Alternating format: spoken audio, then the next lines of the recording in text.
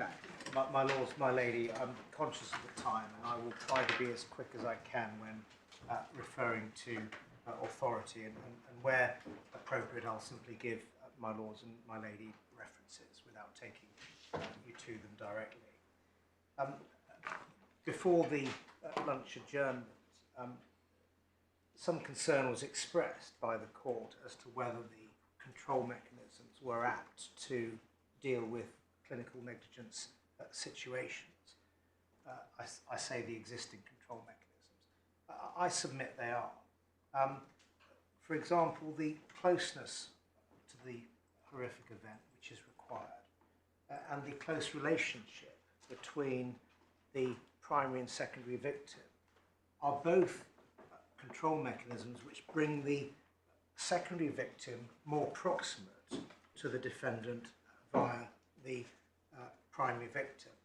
And as I said before the adjournment, an important, indeed an essential control mechanism is that the event must be horrifying.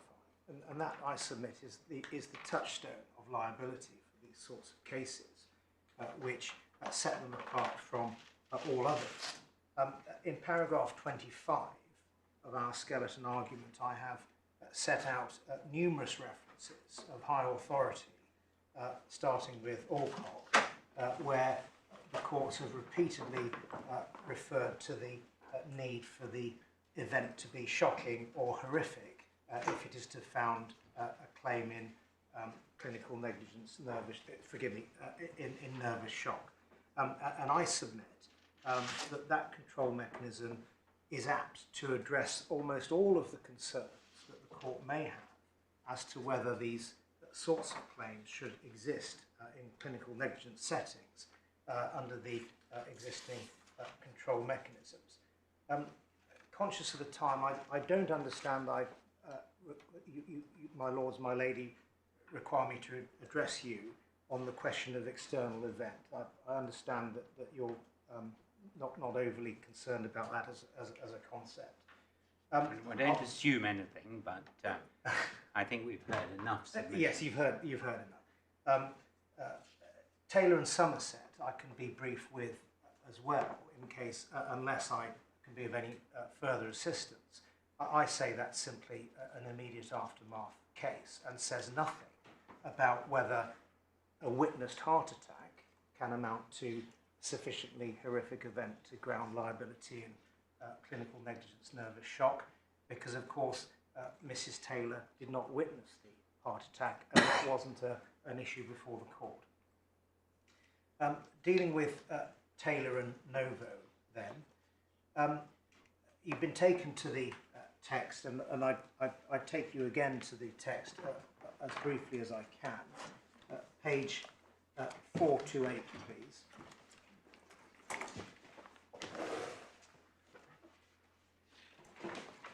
In Taylor, you'll see that Lord Dyson quoted at great length from the comprehensive speech of Lord Oliver, as referred to by my learned friend. And this illustrates the somewhat variable approach, if I may say so with respect, of Lord Dyson to the issue of proximity within his judgment itself. On page page 428 H, you can see that Lord Dyson has quoted... Paragraph. There's no paragraph, my lord. It's a great long extract. There must be a paragraph. There is a paragraph. Paragraph 6 of the judgment. Forgive me. So at letter H, which is paragraph 6, page 428, you can see the extract from Lord Oliver's speech referred to by Lord Dyson, where Lord Oliver says, it must, I think, be from these elements that the essential requirement of proximity is to be deduced. So at that point, Lord Dyson appears to be referring to, if I can put them like this, the classic control mechanisms which are definitive of proximity. On paragraph 25, which appears in the bundle at page 436, again, Lord Dyson appears to regard the question of proximity by reference to the classic control mechanisms, because at the end of that paragraph he says if it was, then her claim would succeed because, on this hypothesis, it would not founder on the rock of any of the control mechanisms. Then, however, he appears to adopt a slightly different approach in paragraph 28, page 437, letter D, where he says, I accept the submission of Mr. Corey Wright that the correct question is whether Miss Taylor and Novo were in a relationship of proximity in the legal sense. The difficulty in answering this question is that, as Lord Oliver said, the concept of proximity depends more on the court's perception of what is the reasonable area for the imposition of liability than any process of logic. And in so doing, Lord Dyson appears to be giving himself a bit more license, if I can put it like that, about how to identify proximity beyond the usual classic control mechanisms. And it seems that Lord Dyson was particularly exercised by the comparison at paragraph 30 between Miss Taylor's right of action had she come across had she just missed the immediate aftermath of her mother's death, had her mother died in the shelf accident, where she wouldn't have recovered, as compared to the case that was being advanced that she should recover, where she witnesses the death of her mother 3 weeks later.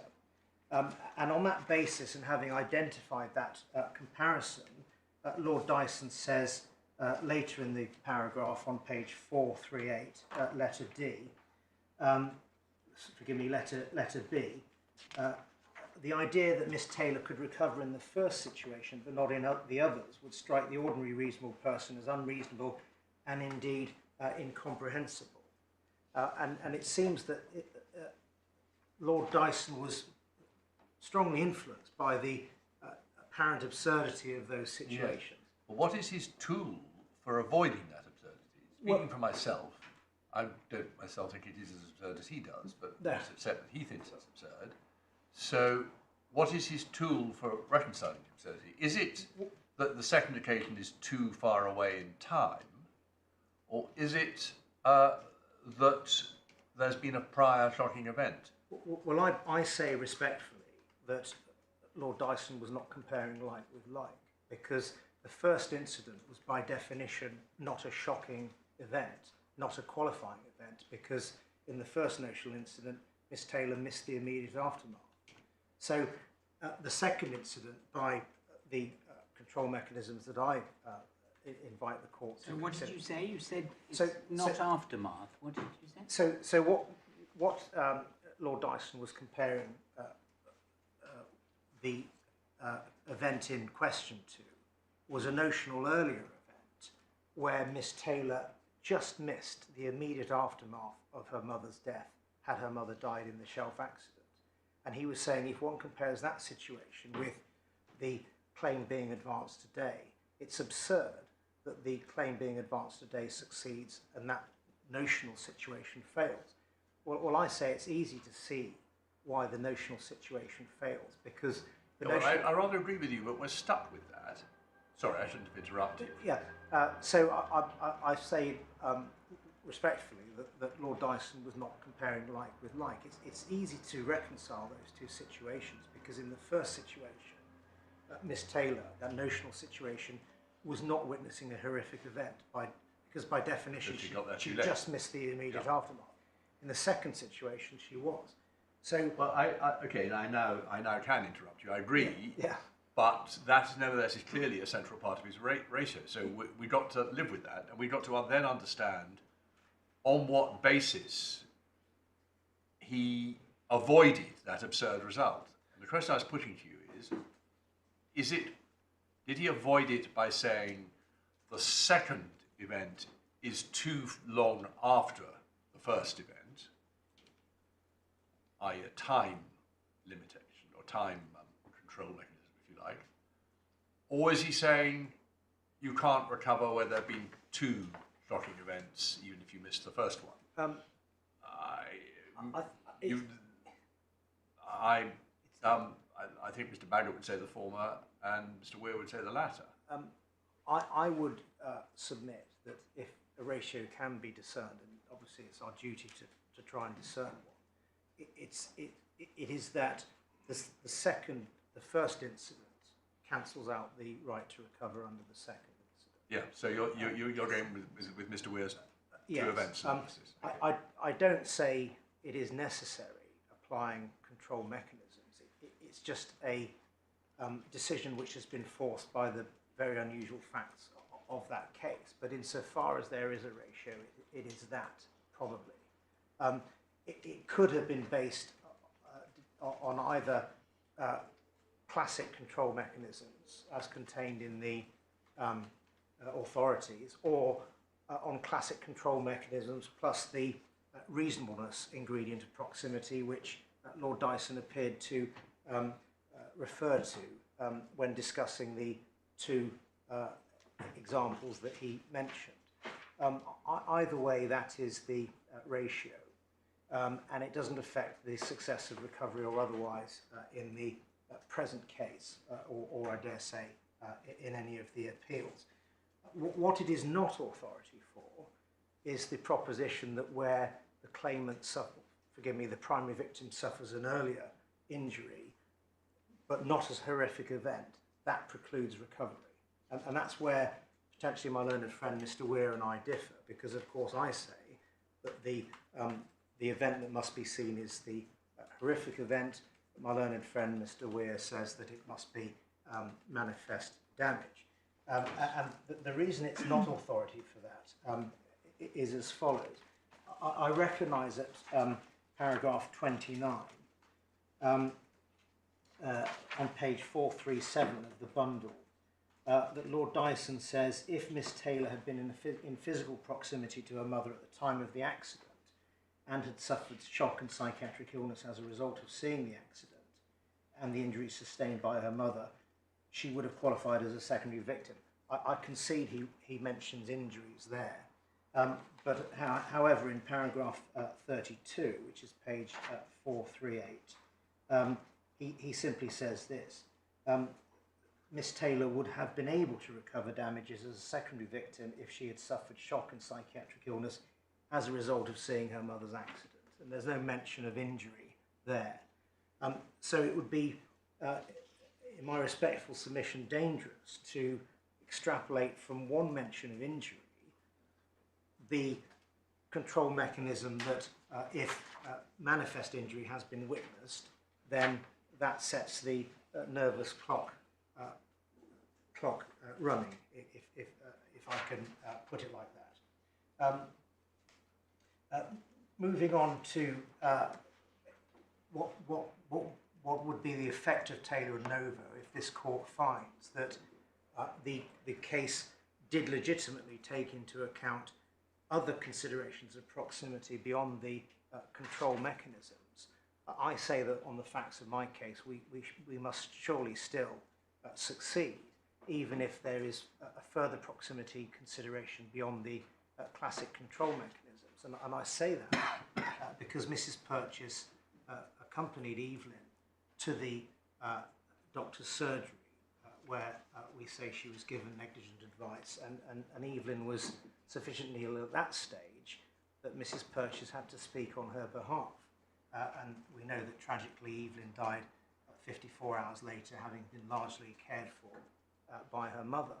All of that brings Evelyn's mother, Mrs. Purchase, into close proximity to the defendant GP on the broader principle of proximity. But I say that on the classic control mechanisms, there is sufficient proximity there in any event. As to the postulated control mechanism of actionable or manifest damage, in my submission, it is not a further control mechanism that the claimant must witness either actionable damage, as contended for by my learned friend Mr. Baggett, or manifest damage as contended for by my learned friend Mr. Weir.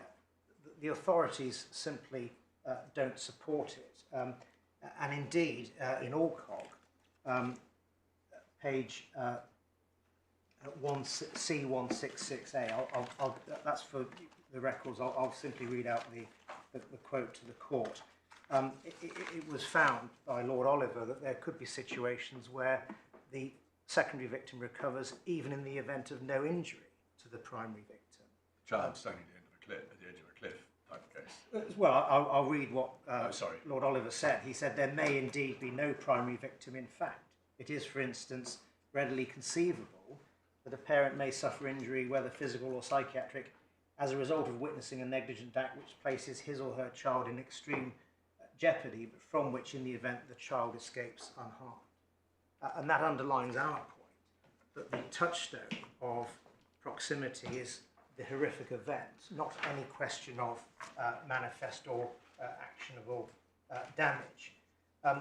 Dealing briefly with the actionable damage point, the case of Walters did concern a child who, by the 27th of July, was already very ill, and that quote's been ventilated in the court already. The shocking event, the seamless tale, began 4 days later on the 30th of July. And as my learned friend Mr. Weir said, Mr. Kent QC in the case of Wilde said it's a little unlikely that the possibility of pre-shocking event damage escaped the Court of Appeal's mind in Walters. Similarly, in Renane and Shorter, there is evidence of prolonged damage or injury before the shocking event was alleged to have occurred. For the record, paragraph 27 on page 519 sets out the facts which pertained in Renane. The claimant's wife had an operation on the 8th of July and deteriorated on the 17th of July and got worse thereafter. The shocking event was said to commence, as I recall, on the 18th of July, and the reason that claim failed was because it wasn't a shocking event. It didn't fail on the basis that there was damage, actionable or manifest, before the shocking event. Similarly, Shorter, reference paragraph 8, page 455, the claimant pleaded a seamless shocking event from the 12th of May. However, the evidence shows, this is all on page 461 for records, that the secondary victim was clearly suffering before the 12th of May. She had photophobia on the 8th of May. She attended the out-of-hours service on the 10th of May with severe head pain and nausea, spoke to the claimant on the 11th of May, seemed better but still had nausea, neck pain, stiffness, and was tired. The claim didn't founder on the basis that there'd already been actionable damage or manifest damage. It founded on the basis of no shocking event. And contrary to my learned friend Mr. Weir's submissions, there's no authority in any of the cases, or indeed in my submission, Walters, for the proposition that manifest damage is the trigger. And I refer to page 1 of Walters, paragraph 1 of Walters on page 324, which says this. The issue is whether a mother can recover damages for the pathological grief reaction which it is agreed by the psychiatrist she suffered after waking at her young baby's bedside in hospital at 3 a.m. when the child was having a fit, and then 36 hours later having the child die in her arms. The grounds of appeal, paragraph 19, page 331, were not on the basis that the primary victim had suffered actionable or manifest damage before the shocking event.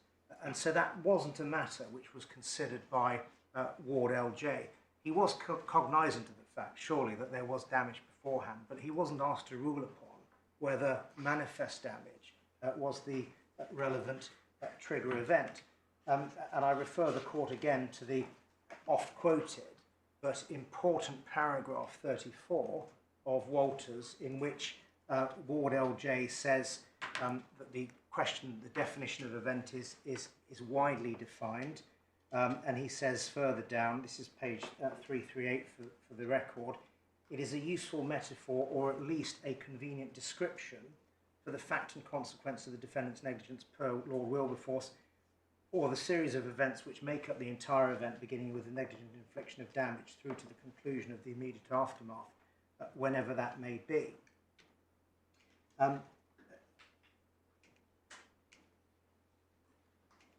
So that is put forward by my learned friend Mr. Weir as proof that the ratio, or the consideration of the court, not the ratio, was that manifest damage is the trigger for the shocking event.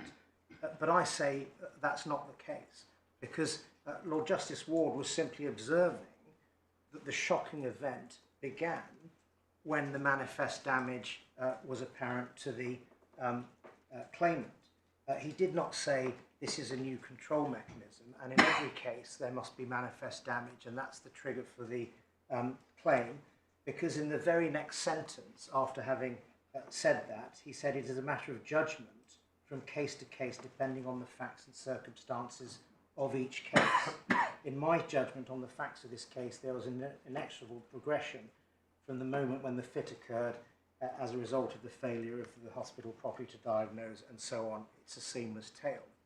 So Lord Justice Ward was not saying that it's either Lord Wilberforce's test or the facts of this case, which happened to the first manifestation of damage. It was a non-exhaustive list in a case where he was charged with the task of saying whether the 36 hours could be a shocking event, and his conclusion was that it could be. So there's no authority in Ward for the proposition that supports the manifest doctrine contended for, manifest damage doctrine contended for by my learned friend. Shorter, it's correct, at paragraph 210, I believe it is from memory, that Mrs. Justice Swift said that Ward LJ was a question of, forgive me, Walters was an example of where the negligence impacted on the claimant. But again, the learned judge was simply observing what had happened in a particular case. She was not purporting. We're not bound by what she said anyway. Exactly, my lord. I move on. My learned friend. To summarise, actionable damage. There's no authority for it. It would be difficult to apply in practice. It would be contrary to the policy consideration set out by Lord Wilberforce in McLaughlin that prolonged litigation is to be avoided in these sorts of cases. So far as manifest damage is concerned, there's no authority for it for the reasons that I've set out. It sets up an even vaguer, if I may say so, and more difficult to apply test than the concept of actionable damage. With respect, I'm not entirely clear what my learned friend advances now as the test for manifest damage. I understand it to be when the claimant suffers injury which the defendant could by then have avoided. I understand that's the current formulation. That is a test which is fraught with difficulty, and it comes very close to an assertion that the secondary victim must, in the throes of the shocking event, have realised that something has gone wrong medically. And that would be a test which would be impossible to overcome in most cases, because of course when a shocking event is witnessed, the last thing that the primary victim the secondary victim thinks is, how did this happen? So it's not a fair test and it's not a workable test because the courts would be sidetracked by considerations of when did the damage become manifest, and the litigation would become more prolonged and more costly as a result. There's no authority for it. There is authority for the horrific event test, for which I contend, and that is eminently a test which is for judicial consideration to be applied, and indeed it has been applied over the course of more than 100 years. So, in summary, Taylor and Novo and Walters do not alter the position that the claimant in our case succeeds because she witnessed a shocking event, the other and a horrific event, as a result of clinical negligence. The other control mechanisms are present, and there is no further control mechanism in terms of effluxion of time between the breach of duty, whether she's witnessed actionable damage, whether she's witnessed manifest damage. The entire concept of actionable or manifest damage runs entirely contrary to the jurisprudence in this area of more than 100 years. It would be bizarre in the extreme to talk about the aftermath of actionable damage. That is not what these cases are concerned with. They're concerned with shocking events and who can recover for witnessing them. And the control mechanisms are apt to keep a lid on the floodgates, if you'll forgive me for mixing metaphors. If contrary to my submissions, this court finds that the relevant test is manifest damage, then our claim should not be struck out in any event. And the reason for that is as follows. The claim is put on alternate bases. Firstly, that Evelyn should have been admitted to hospital or she would have been admitted to hospital on the 4th of April, but for negligence. Alternatively, that she would have gone to hospital on the 6th of April, but for negligence. And we know that tragically she died at 4:50 a.m. or thereabouts on the 7th of April. Nowhere in the particulars of claim is it pleaded or conceded that there was manifest damage at any point. And so if the defence is to be, well, it's all about manifest damage, that is going to be a triable issue which cannot be determined at the strikeout or summary judgment stage. So that's the law, unless I can assist my lady any further. I invite my learned friend. May I just ask Yeah. why we're having separate submissions on the facts? You've just made submissions on the facts. My learned friend will address the court briefly on the grounds of appeal, which are concerned with how the learned district judge misconstrued and misapplied the authorities. Well, I mean, it's pretty obvious if you're right, isn't it? Yes, it is. Well, I mean, I don't want to shut anybody up, but I think it can be taken pretty briefly, if that's okay. Yes, all right. She will be. Thank you, my lords, my lady. Certainly, brevity is the key focus at this point in the day. And if I pause for a moment, it's because I'm taking the decision to scrap the next part of my submissions in order to keep things as brief as possible with that purpose. As you've noted, if you accept Mr. Tyak's characterisation of the law and its application to this case, it follows immediately that District Judge Lum was wrong to strike out the claim. And in doing so, he made several errors of law as set out specifically in the grounds of appeal. The first refers to his misapplication of Taylor and A. Novo. You've heard a lot about what the ratio of that case may or may not be. It's not clear from the judgment of District Judge Lum what he took the ratio of that case to be. He concluded that it meant that the case was doomed to failure, and on the face of it, from paragraphs 27 and 28 of his judgment, he seems to have taken the ratio to simply be that a death cannot be the relevant event. It seems highly unlikely that that was his rationale, given that almost every secondary victim claim involves a death as the relevant event. But so little is said by him about novo that no other reasoning is apparent.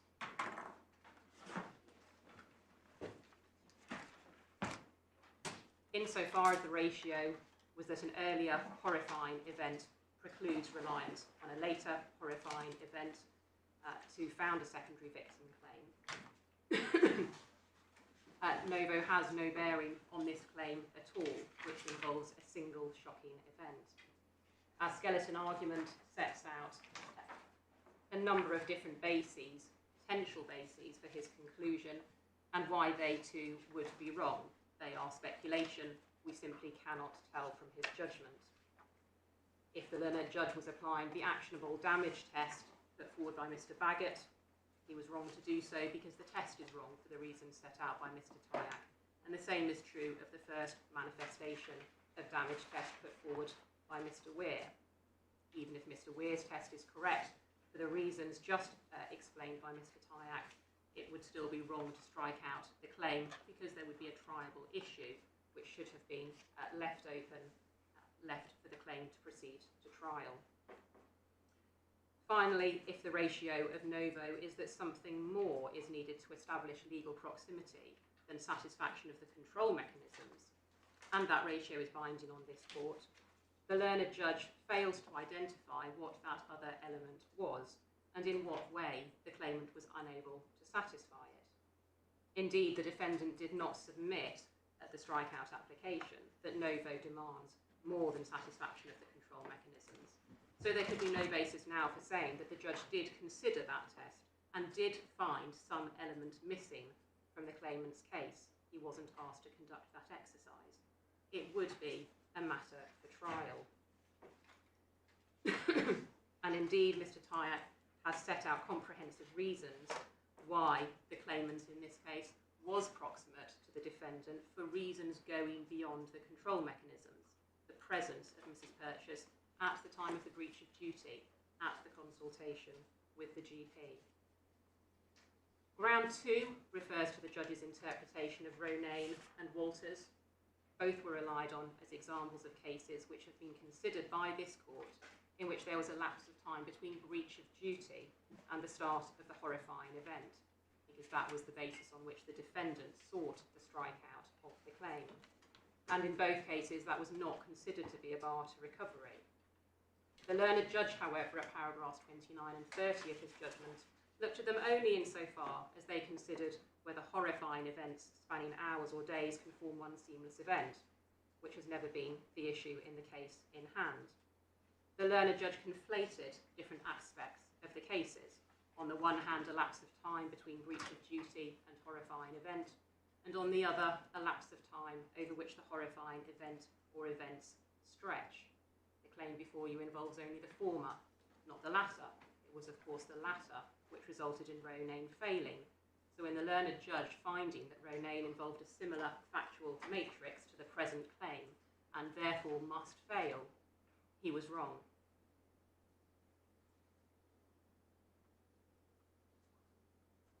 Both Ronayne and Walters, involving that lapse of time between breach and horrifying events, a lapse which did not cause those claims to fail, support the claimant's contention that there is nothing in the control mechanisms which precludes this claim.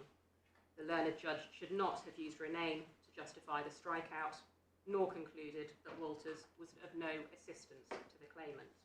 His application of the cases was erroneous. If he had interpreted them correctly, it would have been clear that strikeout was inappropriate. Ground 2 follows directly from grounds 2 and 3. Finally, and very briefly, ground 4, if you are against the claimant's position that the law is clearly in her favour, then it is important to note the learned district judge's words at paragraph 24 of his judgment. It would undoubtedly be helpful for the senior courts to try and provide greater clarity of the application of the Alcott principles in the context of clinical negligence cases.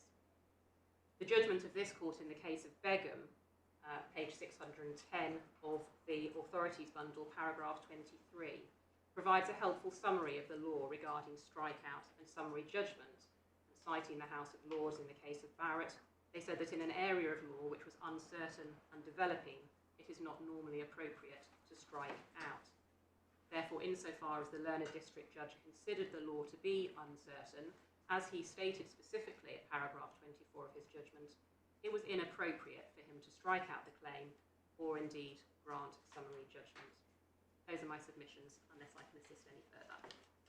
Thank you very much, Ms. Gunn. Thank you. Mr. Pitchers. Yes, may it please court, my lords, my lady, I appear on behalf of Mr. and Mrs. Polmear. The parents of Esme, as you will have read, passed away when she was 7 years old. My lady junior, Mr. May, also appears for the Polmears. My lords, to give a summary as to our position, we disagree with Mr. Baggett's proposition that the appropriate test is one of actionable damage. Like Mr. Tyack, we also disagree with the test that is put forward by Mr. Weir, that of manifest damage.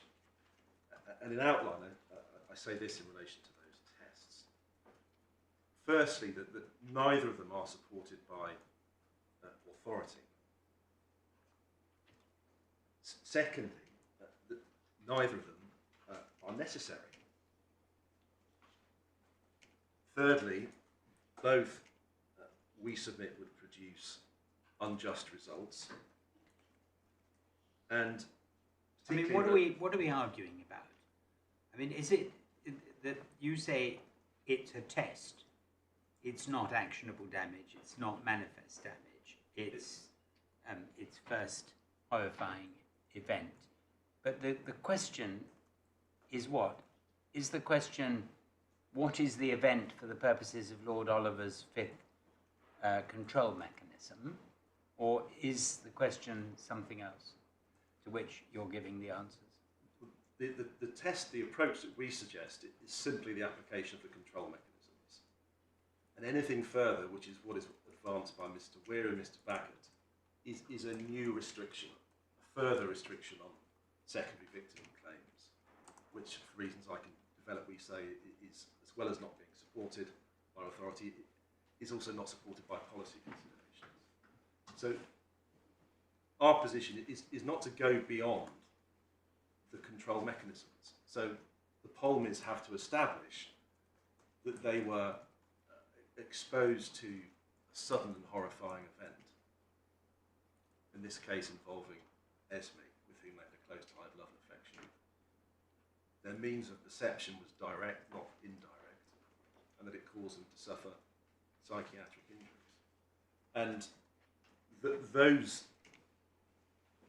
that's a way of paraphrasing the control mechanisms, and the application of them to these facts leads to a clear answer, which is, on the facts as pleaded, a duty of care and a more than arguable cause of action.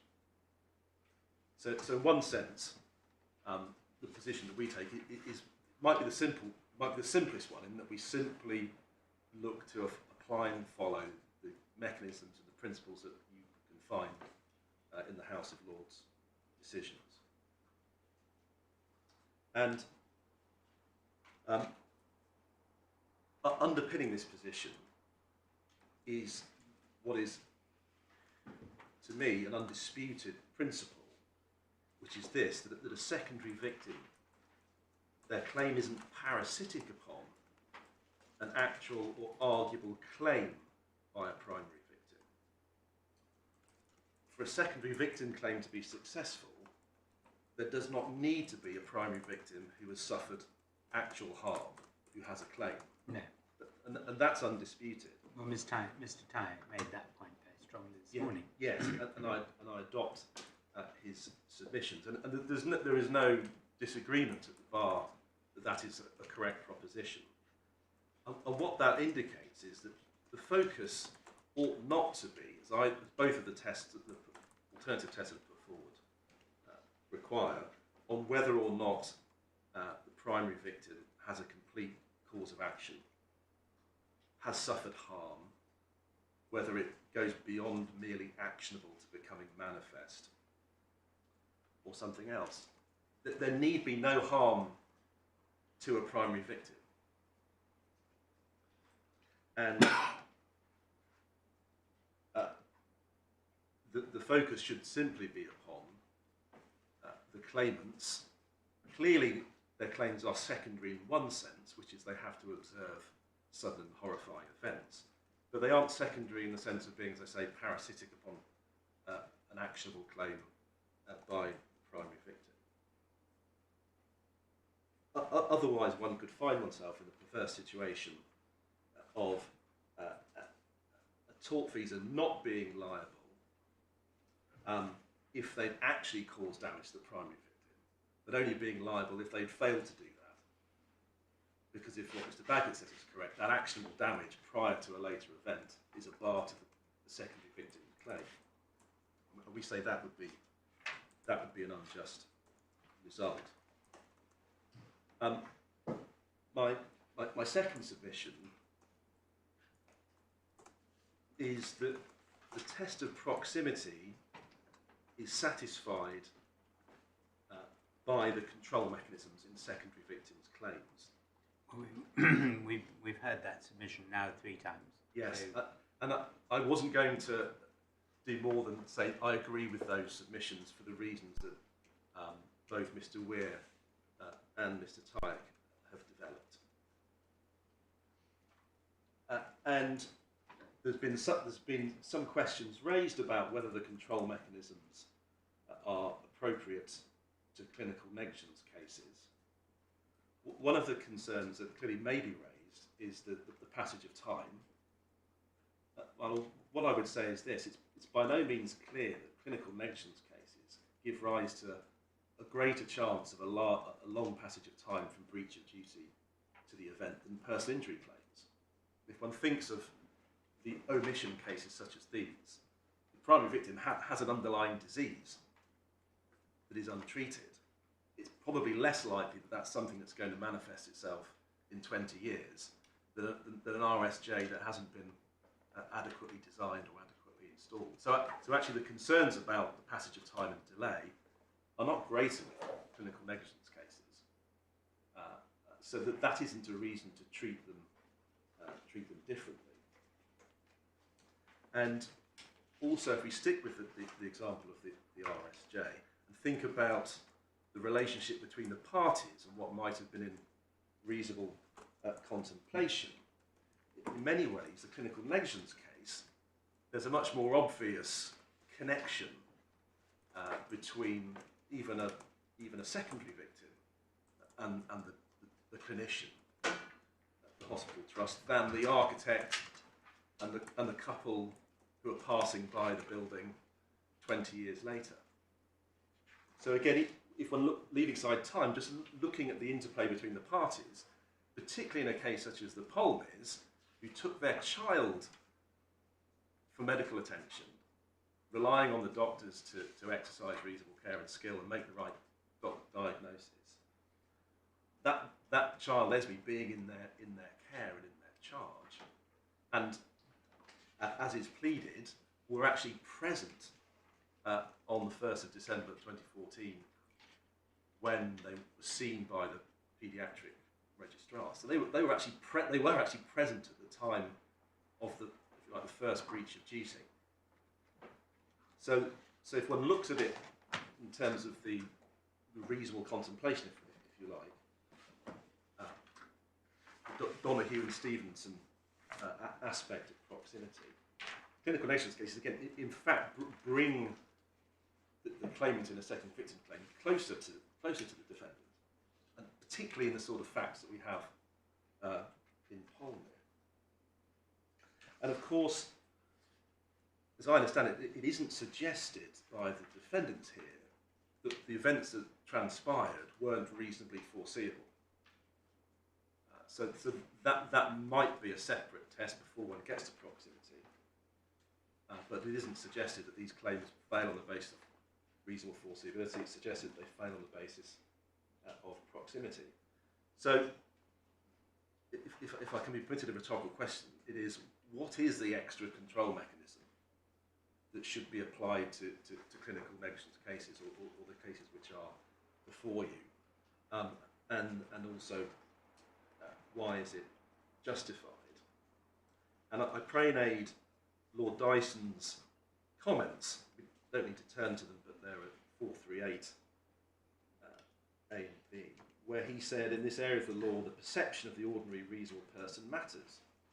This is because where the boundaries of proximity are drawn in this difficult area should, so far as possible, reflect what the ordinary reasonable person would regard as acceptable. I know that both sides rely on this. We would say that once the ordinary reasonable person was given a summary as to the existence of secondary victim claims, if you then outlined to them the basic facts of what happened to Mr. and Mrs. Polmear and to Esme, we say that they would be astonished to learn that these claimants can't succeed. Even more astonished if they can't succeed because of the test formulated by the defendants, which is that Esme suffered some actionable damage, which they could not have known about. They couldn't have attributed to the clinician's breaches of duty. And I'm being drawn into these policy arguments willingly at this point. And as I've said, substantial delays are well recognised in the law of tort, both delay between breach of duty and damage, but also delay post-damage within the parameters of the Limitation Act, be that, of course, a primary limitation period of 3 years for personal injury claims, extended by date of knowledge, if the claimant couldn't reasonably have known they had a claim, also capable of being extended on a discretionary basis under Section 33 for an unlimited period if equity demands it. One can imagine sexual abuse cases and so on that can meet that test.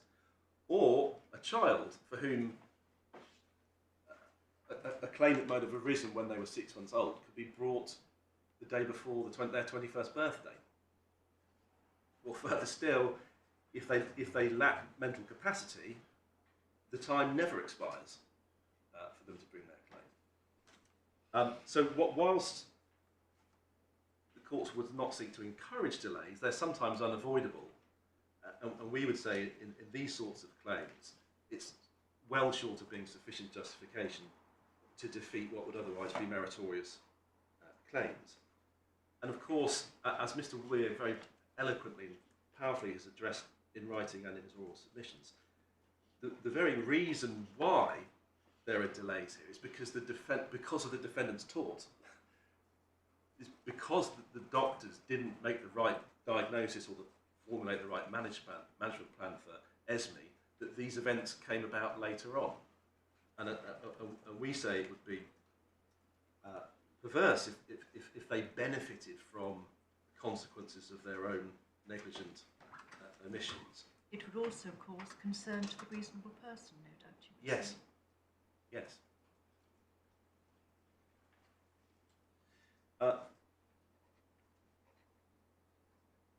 All of us have engaged in hypothetical examples, and I've done it several times already. But I would say that there's one, and I anticipate what may be said in reply, that we should be wary about conceiving of extreme hypothetical examples and using those as reasons to dismiss otherwise meritorious claims which are before you on facts which I say are by no means extreme.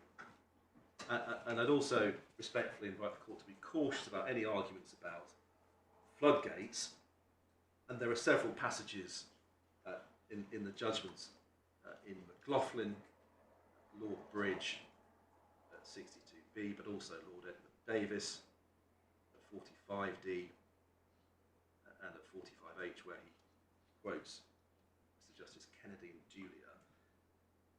The fairly obvious points that what claims would make in response to floodgates arguments, how they often turn out to be fallacious, and as we've heard, Walters, on the face of it, hasn't led to a great flood of clinical negligence secondary victim claims.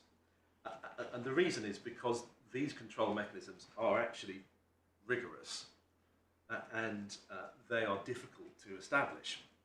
And we don't seek to dilute them, but it's easy to say close tie of love and affection. It's a simple test to understand, but that immediately brings down the number of potential claimants very, very significantly. So it operates very effectively to put a brake or to keep the floodgates closed, as does the need for there to be proximity to the event physically. So it's not good enough that you learn about your child passing away at university. You have to be present and see and hear things which are sudden and horrific. And we can see as well the strict test that's deployed in Rename as to what constitutes something that is sufficiently sudden or horrific. And of course, there needs to be a direct means of communication. So, respectfully, the court shouldn't be concerned about where next, because these existing control mechanisms already place very great limits on the sort of claims that can proceed in general, but certainly in the context of clinical negligence. Alternatively, in relation to the manifest damage, if you decided that was the appropriate test, as you've heard, you need to also decide that on that test these claims are not even arguable and shouldn't be adjudicated upon trial. Despite our reservations about the test, we say actually on the face of it we would clearly satisfy the manifest damage test, because there was no earlier event or no earlier manifest damage in the sense that Mr. Weir puts it that would otherwise disqualify the claims of the Polmears.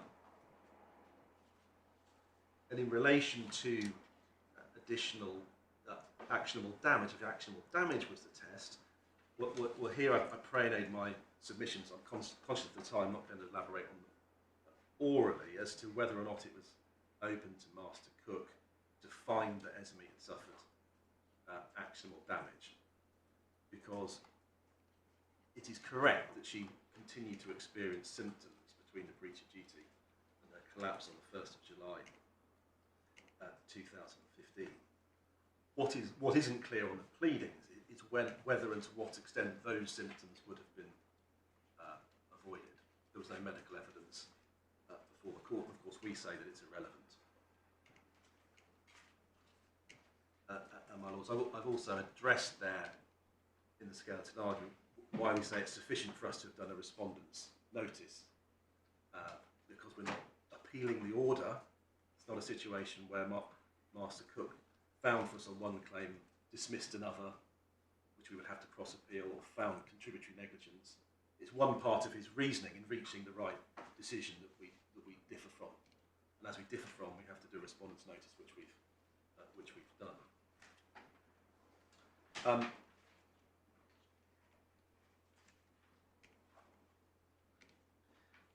Well, briefly, and trying to avoid repetition, I'm not sure if it's easier going last or harder, but I don't propose to say anything more about Taylor and Somerset. Seems to be quicker.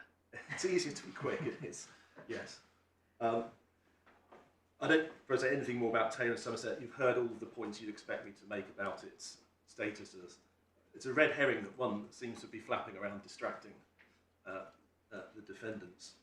And clearly, Mr. Justice Old's erroneous interpretations to House of Lords judgments, which is then given a strained interpretation by Mr. Bagot and then indirectly endorsed by Lord Dyson, is not going to assist this court much in deciding what's the ratio of the block and what's the ratio of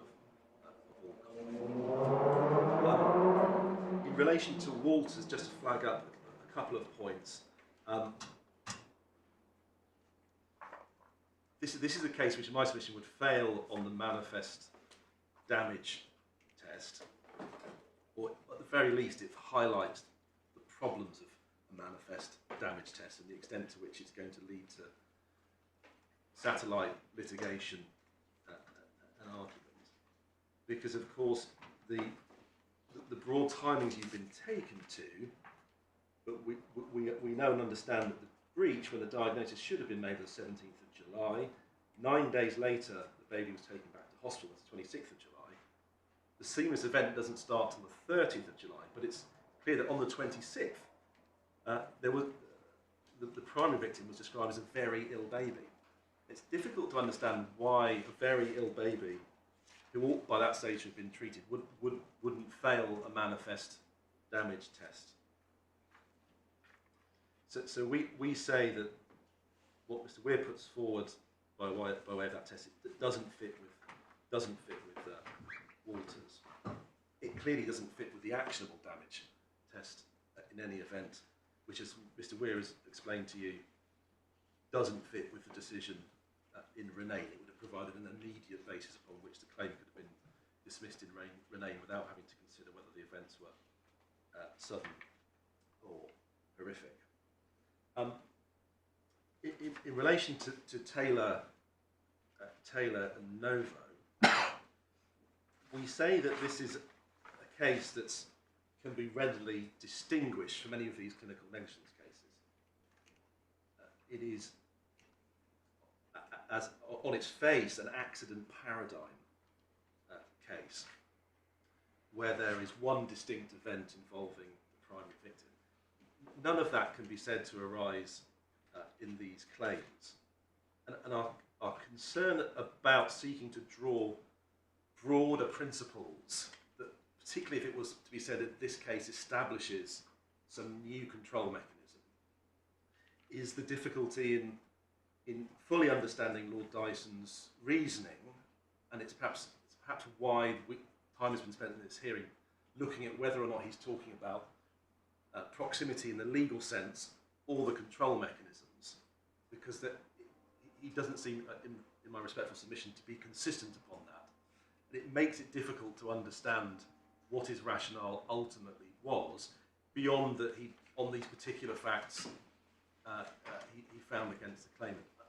And my submission is that it would be dangerous to try and draw out or elevate any broader principles from a case where the reasoning is rather opaque, the facts are very different to this, and readily distinguishable.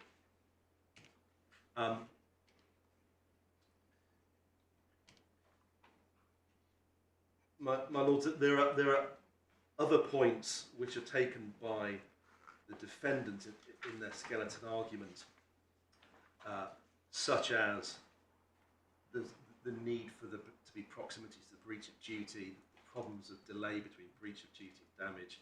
Those have all been canvassed extensively, and I don't propose to repeat those submissions. There is a point that the claimant in a secondary victim claim should be near to the scene of the tort, but there isn't really a scene of the tort in a clinical negligence case.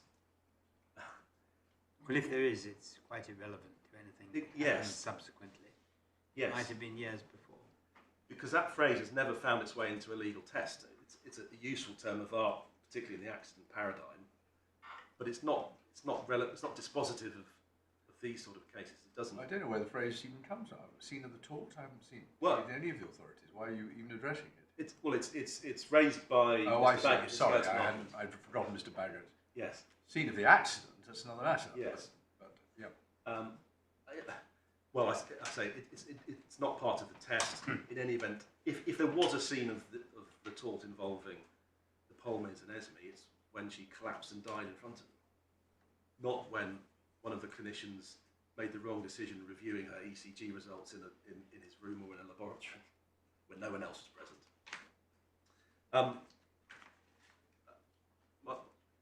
If it's in accordance with the court's wishes, I won't go through all of the grounds of appeal, given that these cases will be decided by what you decide the law is, and if you decide that we have an arguable claim in law, it was right not to strike us out. It's quite obviously the case, Mr. Pitchers, yes. So unless I can assist you further, those are No, mine. it's very helpful.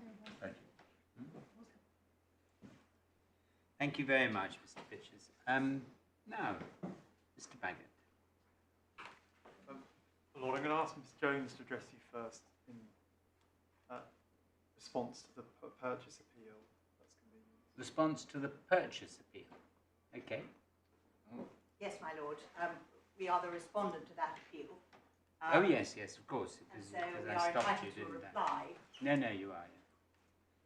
Yeah. My lord, rather than come straight to the grounds of the appeal, I thought it might be helpful really to take stock in particular in relation to the case of purchase, but perhaps more generally. My lord, you will be aware, my lady, my lord and my lady, the key concept with which the court is struggling, and it certainly isn't an easy one in this case, is whether or not the tortfeasor in each or all cases owed a duty of care to the secondary victim claimants. And my lord, it might be a convenient moment to remind your lordships and my lady, the concept of proximity is an artificial one. It depends on the court's perception of what is the reasonable area for imposition of liability than upon any logical process of analogical deduction. And that was Lord Oliver in Alcock, the reference C165E. But the starting point, my lord, is the courts, including this court, are bound by existing control mechanisms to which they cannot make significant extensions. My lord, I think we're all agreed, difficult though it may be to apply, the same principles apply to accident cases and clinical negligence cases, and that was clear from the judgment of Lord Justice Ward in the Walters case, and I don't think there's any issue between the parties before your lordship today. It's the same principles being applied, even if the facts are different or new. And the reference to Mr. Justice Ward's comment, Lord Justice Ward, is page 340, paragraph 43. Not to miss my turn, my lords, there has been much consideration of the RSJ example, or the lack of the insertion of an RSJ. What I'm hoping to do is to put it in analogical terms and then apply to the case of purchase, and in passing to the two other cases as well. And what I'd submit is the RSJ example is helpful in that it can, like the clinical negligence cases we're concerned with, be divided into what I'd call two stages, my lords. The first stage is the negligent architect failing to include an RSJ in his design. A number of years earlier, 10 to 20 years earlier, following which period of no RSJ, the ceiling falls on Mr. A, the primary victim.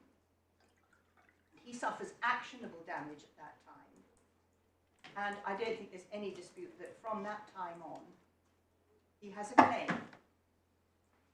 He's owed a duty of care by the tortfeasor, however long before the negligence occurred, and all the elements of a tort are satisfied for Mr. A.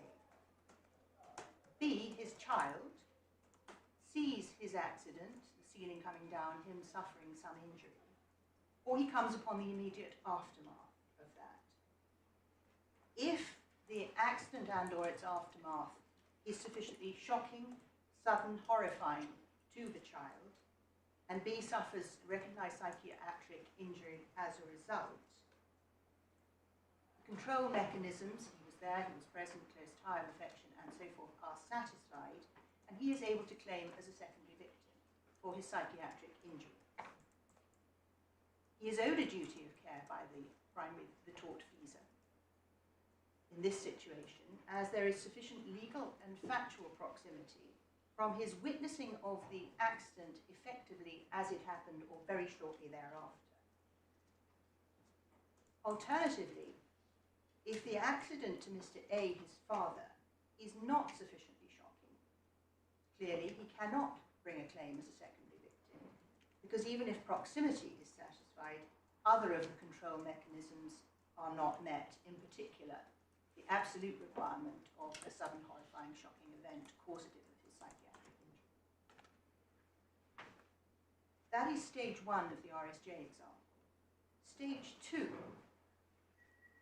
A's injury, consequent upon the tortfeasor's negligence, progressively worsens. And a day, a week, or alternatively years later, he goes on to suffer some sudden deterioration in his condition in a shocking, horrifying way. His daughter C is present when this happens and witnesses it happen.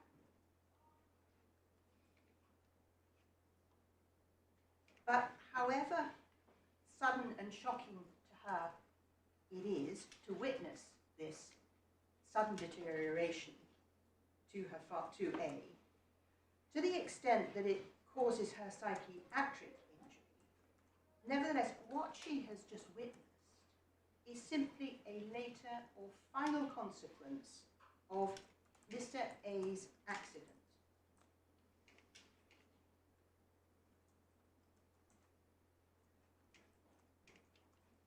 Actionable damage already having been suffered by Mr. A as a result of the accident.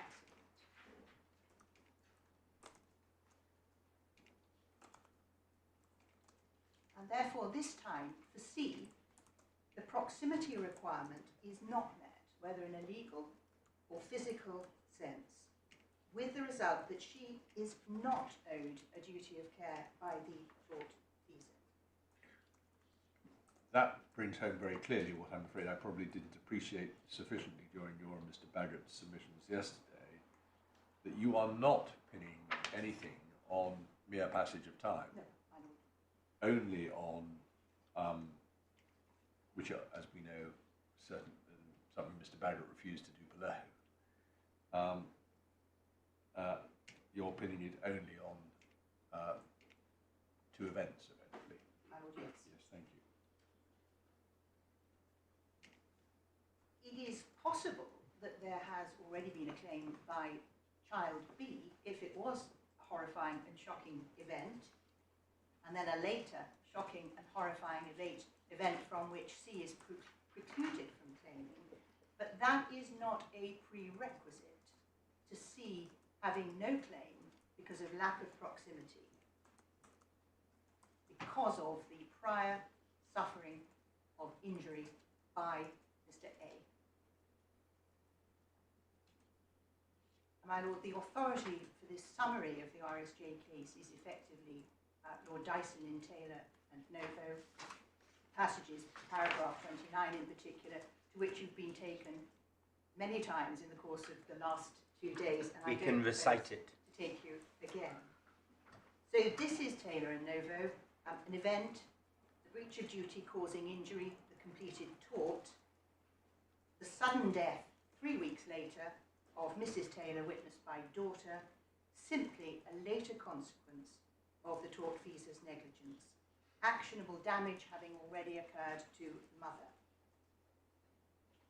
which damage it was the duty of the tortfeasor to avoid. So she fails to meet the proximity requirement as found by Lord Dyson.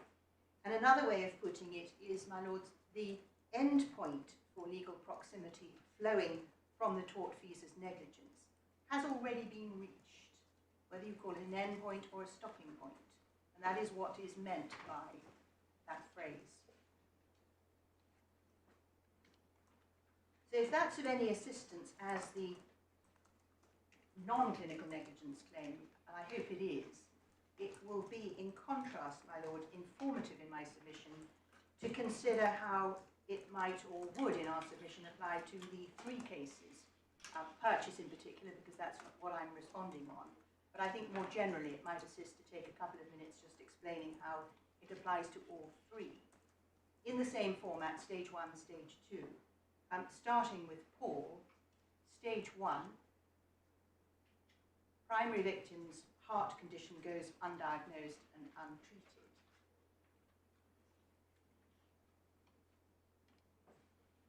As a result of the alleged failure to treat, he suffers actionable damage and inescapably a completed tort,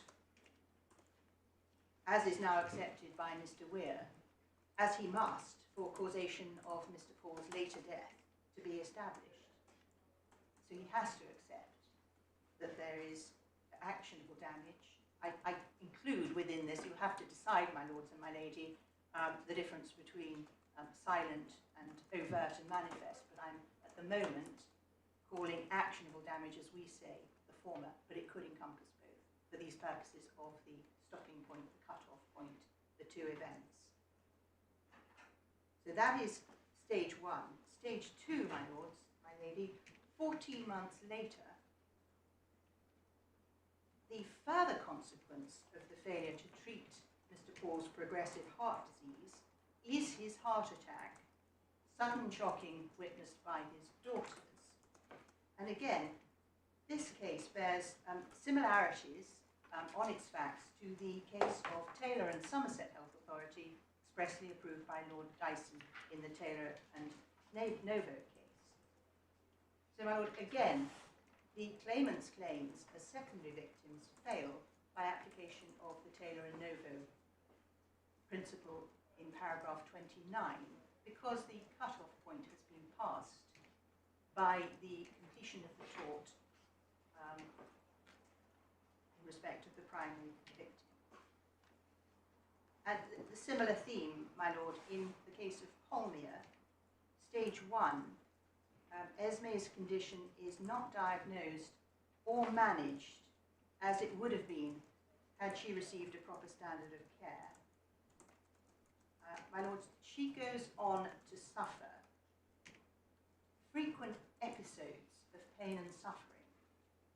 My lord, these are set out in detail, both in the judgment of Master Cook and the facts of the particulars of claim.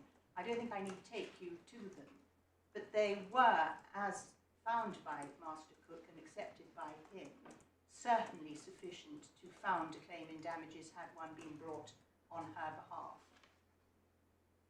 They were plainly obvious and concerning to her parents, and merited a successful claim by her, sadly, on behalf of her estate subsequent to her tragic death, and for which the estate recovered significant sum in terms of pain and suffering for Esme's condition left untreated during the 5-7-month period, as well as a claim for bereavement damages, which was settled on the basis of the admissions made and repeated in parents' claim.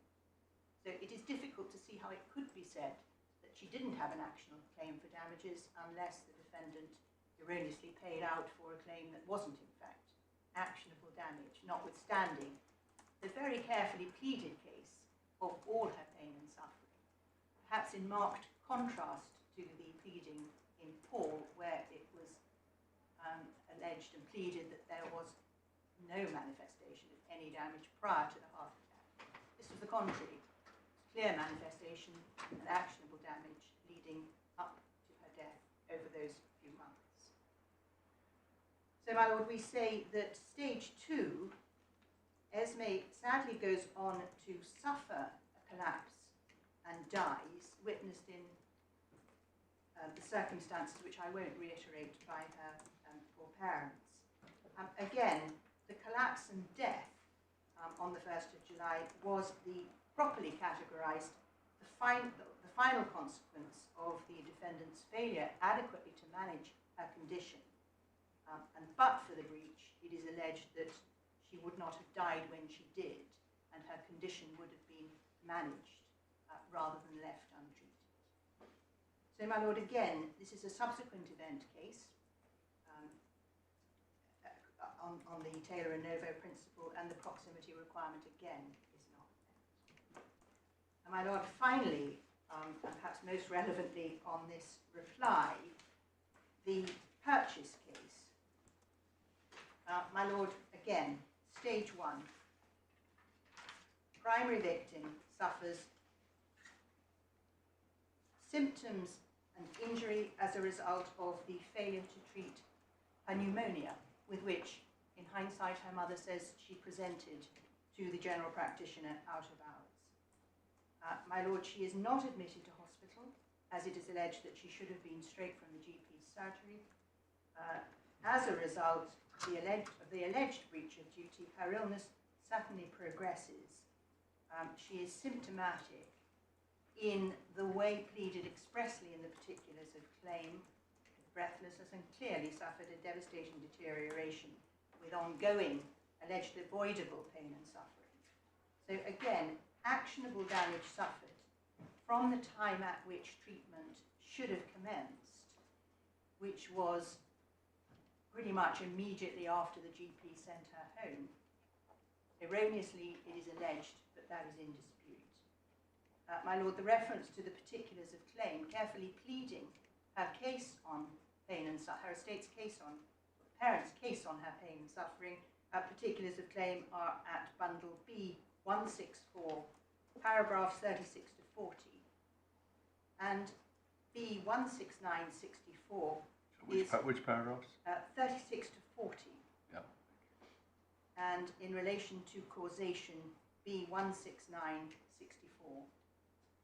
With adequate treatment, her condition would have improved swiftly and she wouldn't have progressed to her final tragic outcome.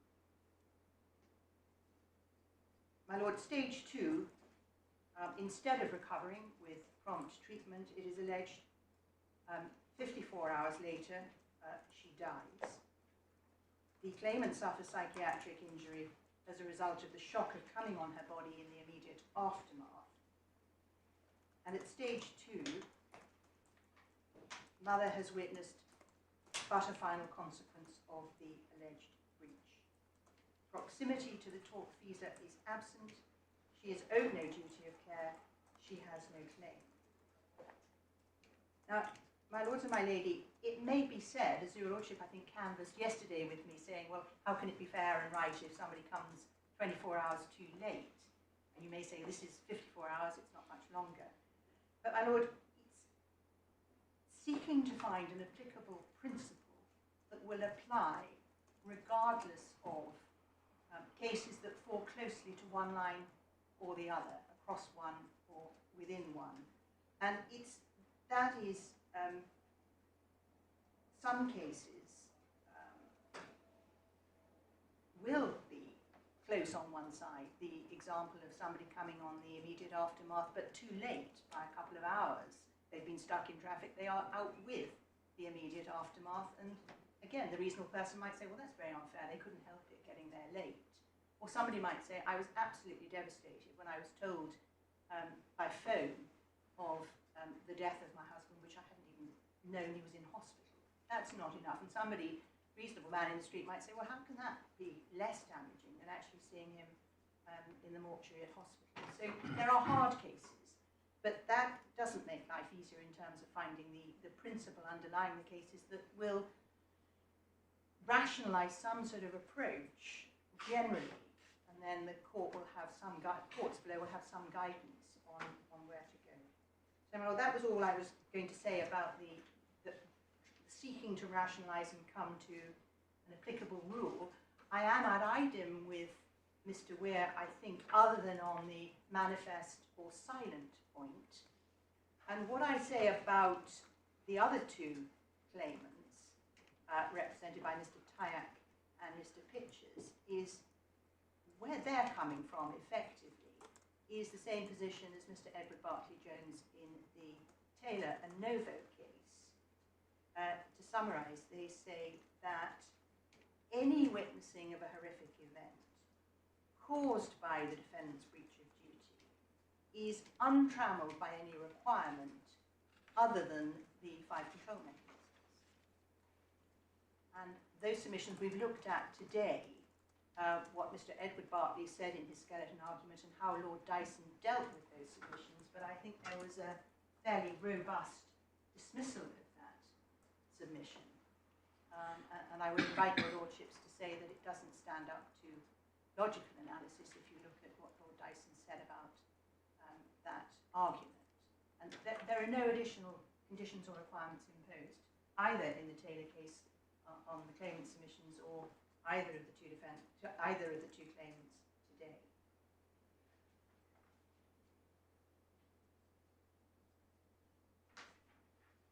My Lord, I can go next, briefly I hope, to the district judge's judgment, which was brief in the way of these things. Busy district judges don't take 2 days to hear a strikeout application.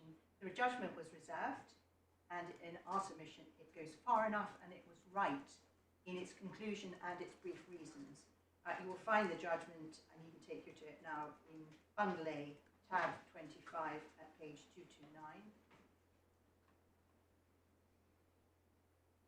And the outcome of the case, as we know, was that the judge accepted the defendant's case, that the claimant's discovery of her daughter's body couldn't satisfy the proximity requirement for the reasons set out in his judgment.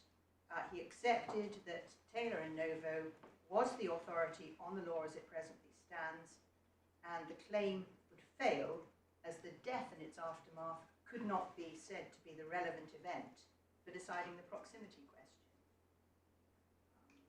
He held that the consultation itself was not the start of a shocking event, and there wasn't in this case the hitherto excluded category of an accumulation over time of more gradual assaults on the nervous system. It's to be noted that it's not a case, unlike Walters, where there was a seamless tail from an obvious start to an even more obvious conclusion. In that case, that was 36 hours, the biggest elongation, I think, that has been allowed in the cases.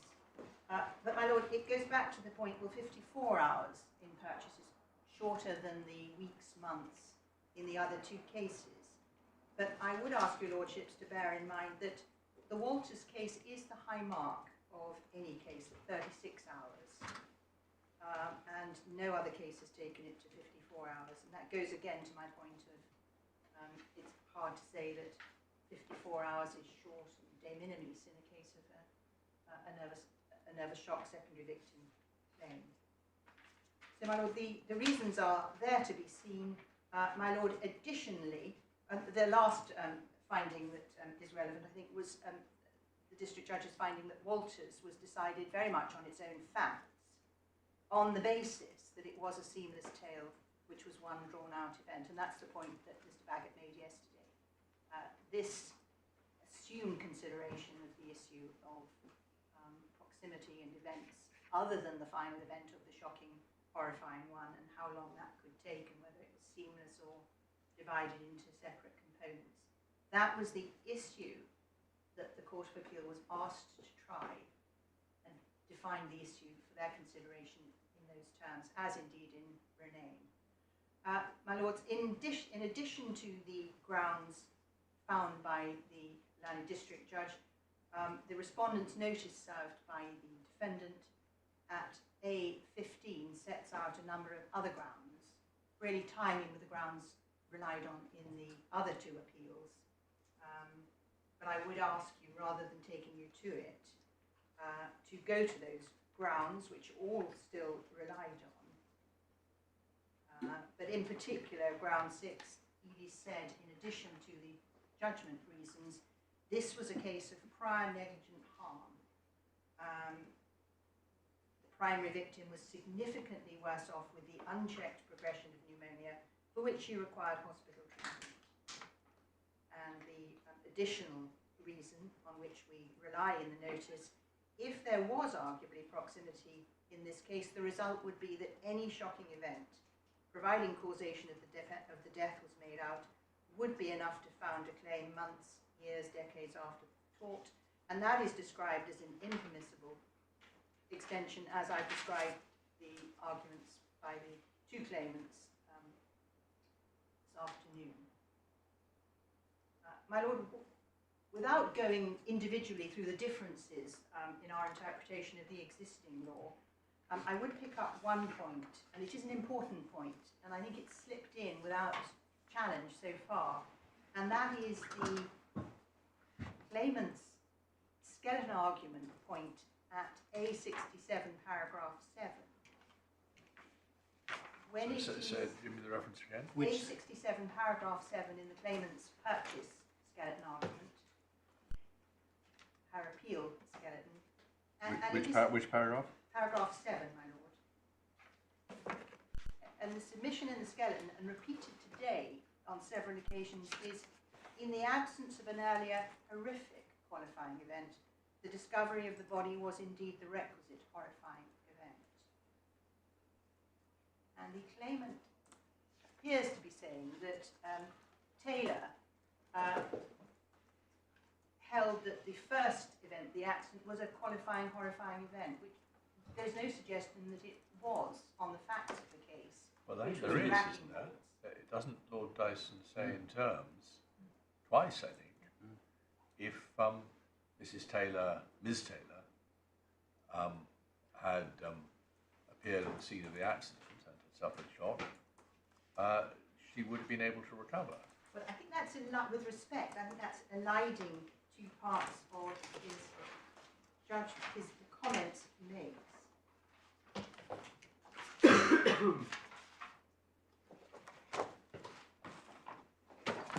It's paragraph 29, which we've all read and construed.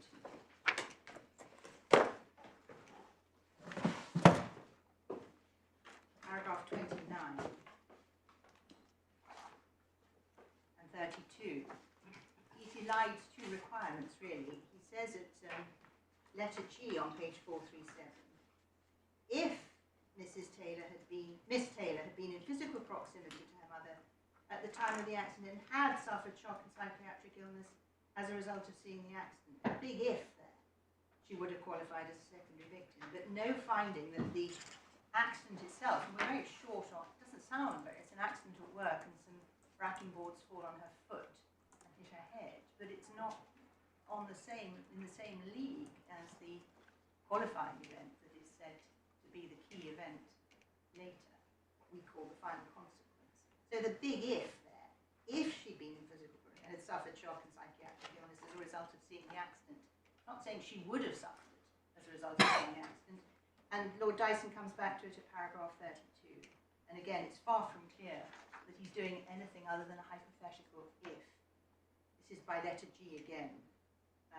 Mrs. Taylor would have been able to recover damages as second victim if she'd suffered shock and psychiatric illness as a result of seeing the accident.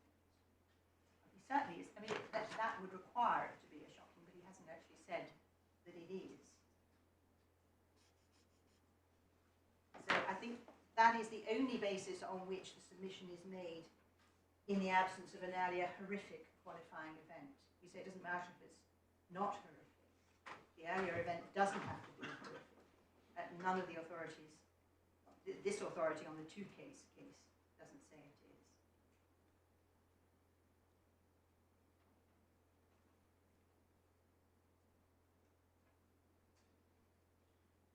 So what is the ratio of this case, Novo? As I've really indicated in my three examples, my lord, and the application of it to the RSJ case, the ratio is that you have a second event after the cut-off point, you are not entitled to claim. Any event? Any sudden horrifying event beyond the point where there is the Sorry, is that what you meant to say? Other horrifying event, meaning the first event has to be horrifying. Any sufficiently horrifying event happening later down the line at stage 2.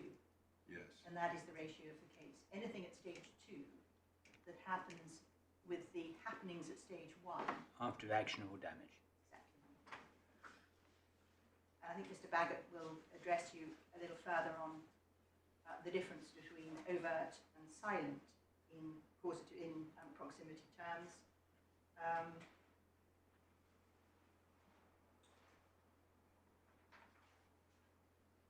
think, my lord, otherwise, I'll just refer you to the additional grounds without further elaboration. Unless I can assist your lordships and my lady further, those are my submissions in response to purchase. Thank you very much. Ms. Jones. Yes, Mr. Baggott.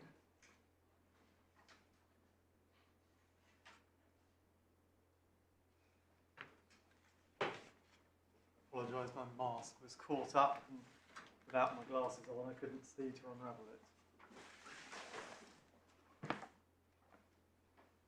Can I start by addressing you on the question of flexibility in the control mechanisms, because Mr. Weir has been at pains to suggest to you that really flexibility is the watchword and that's the approach that should be taken. part of the context about that proposition has to be seen in what has actually happened in the last 29 years, as it is, since the decision in Alcock. Because the law hasn't stood still during that period of time. It has indeed moved on to an extent, and any incremental step or flexibility or whatever, how one wants to describe it, has to be seen in the context of the fact that law has already developed itself, and so you're not starting from first base, you're starting from the position which the law has already reached. That's because of Lord Oliver's observation, which 171F in the authorities bundle, he makes the observation that other than the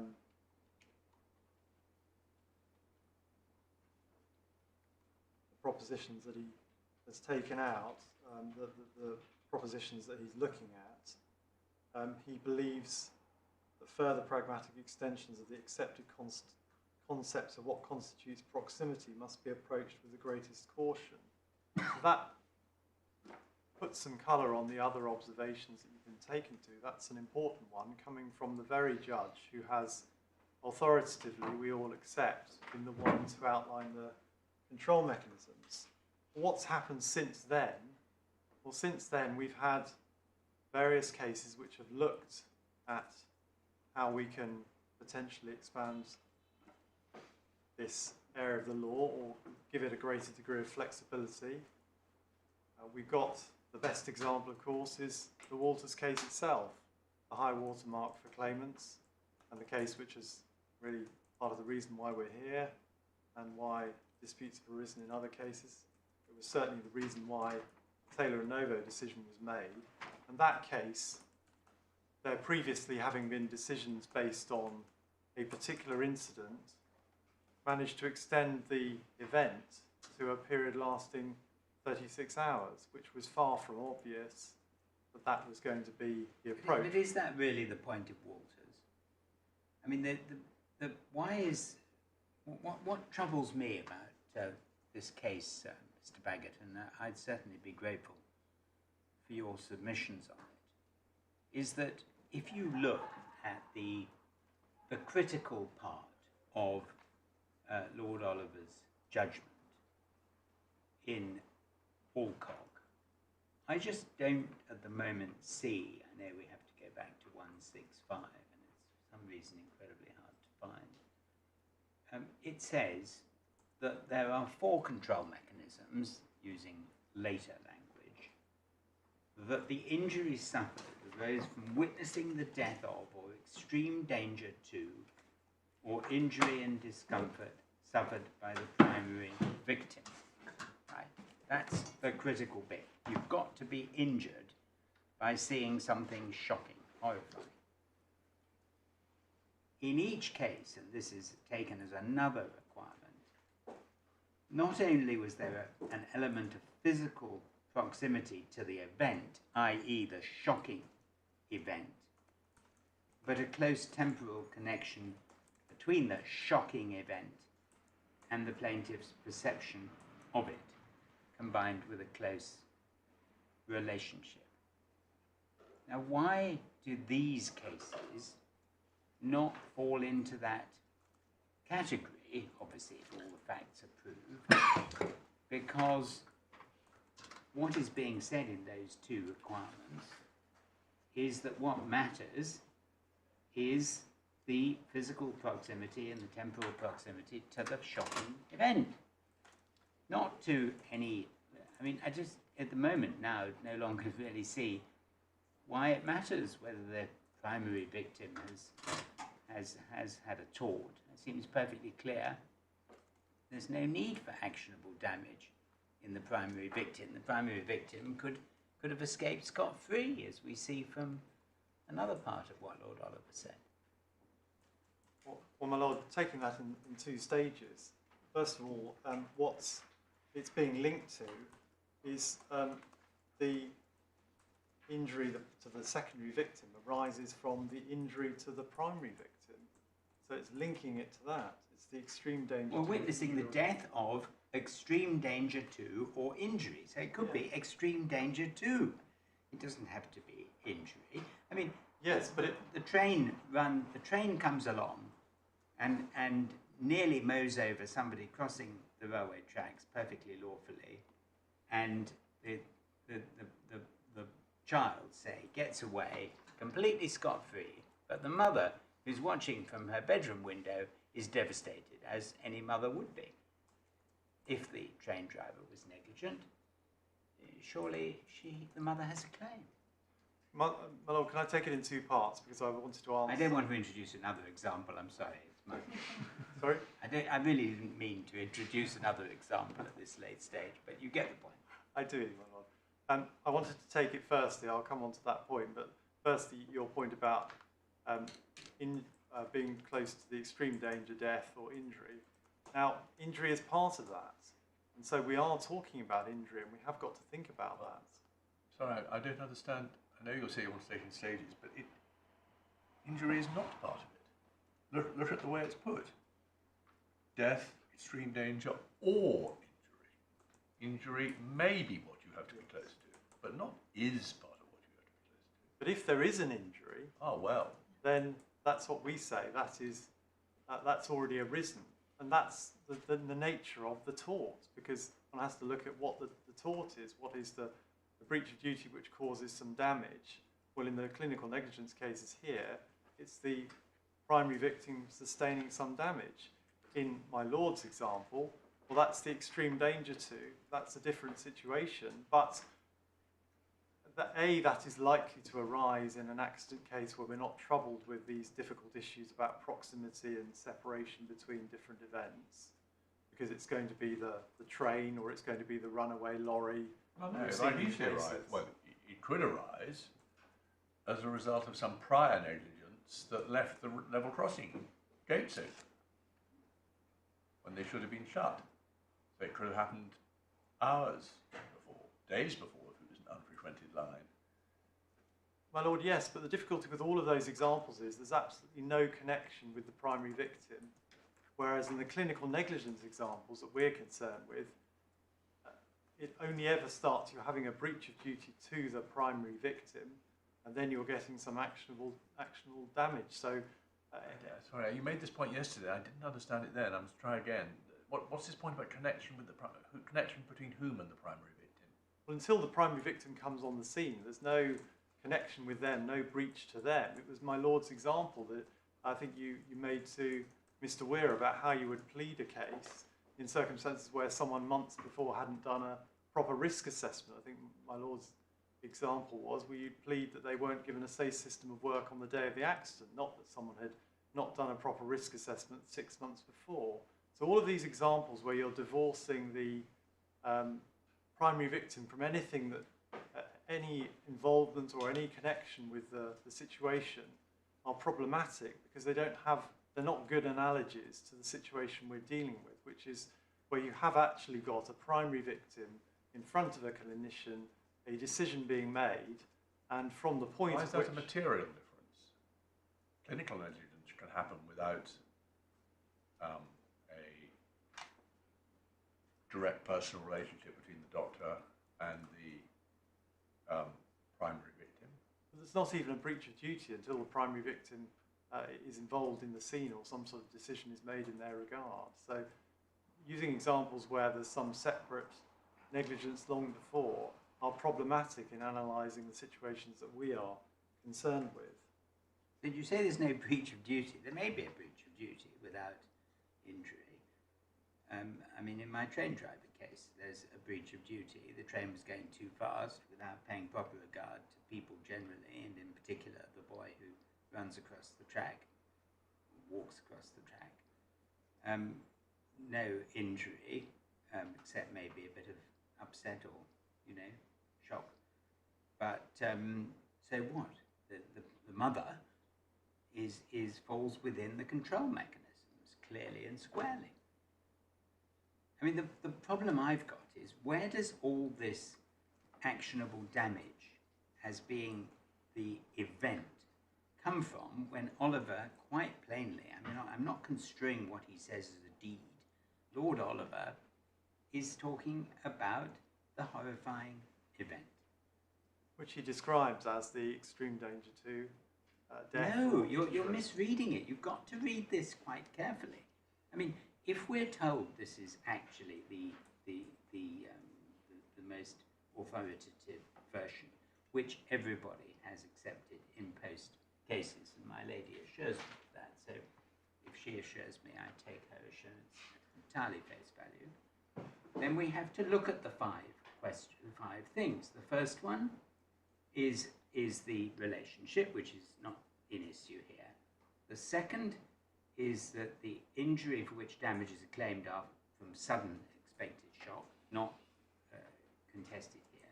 The third is that the claimant, that's the second claimant, was actually at the scene or in the immediate aftermath of what happened. The fourth, and this begins to be relevant, the injury suffered from, that's the second claimant's injury, arose from witnessing death, extreme danger, or injury. And lastly, there was not only an element of physical proximity to the horrifying event, namely the death, extreme danger, etc., but a close temporal connection to the death or extreme danger. It's all satisfied here. There's nothing in there about completing the tort for the primary victim. Where's that come from? Well, my lord, it's precisely that. It's the fourth consideration, because you're looking at the point at which the primary victim sustained the extreme danger, injury or discomfort, and that the secondary victim needs to witness that. And in these cases, they've sustained an injury at the point where they have actionable damage, not at the point where someone can see that. Stop. In these cases, you're right, because it's medical negligence, it is likely that the horrifying incident will actually have been caused by medical negligence, because otherwise none of us would be here, right? But you can't say, therefore, there has to be actionable damage in the primary case brought by the first claimant.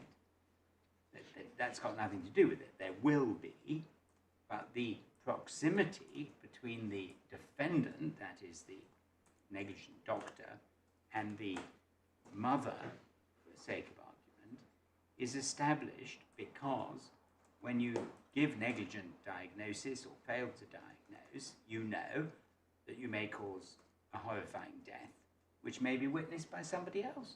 But what I was concerned about yesterday, and spent a lot of time putting to you, was that proximity was absent.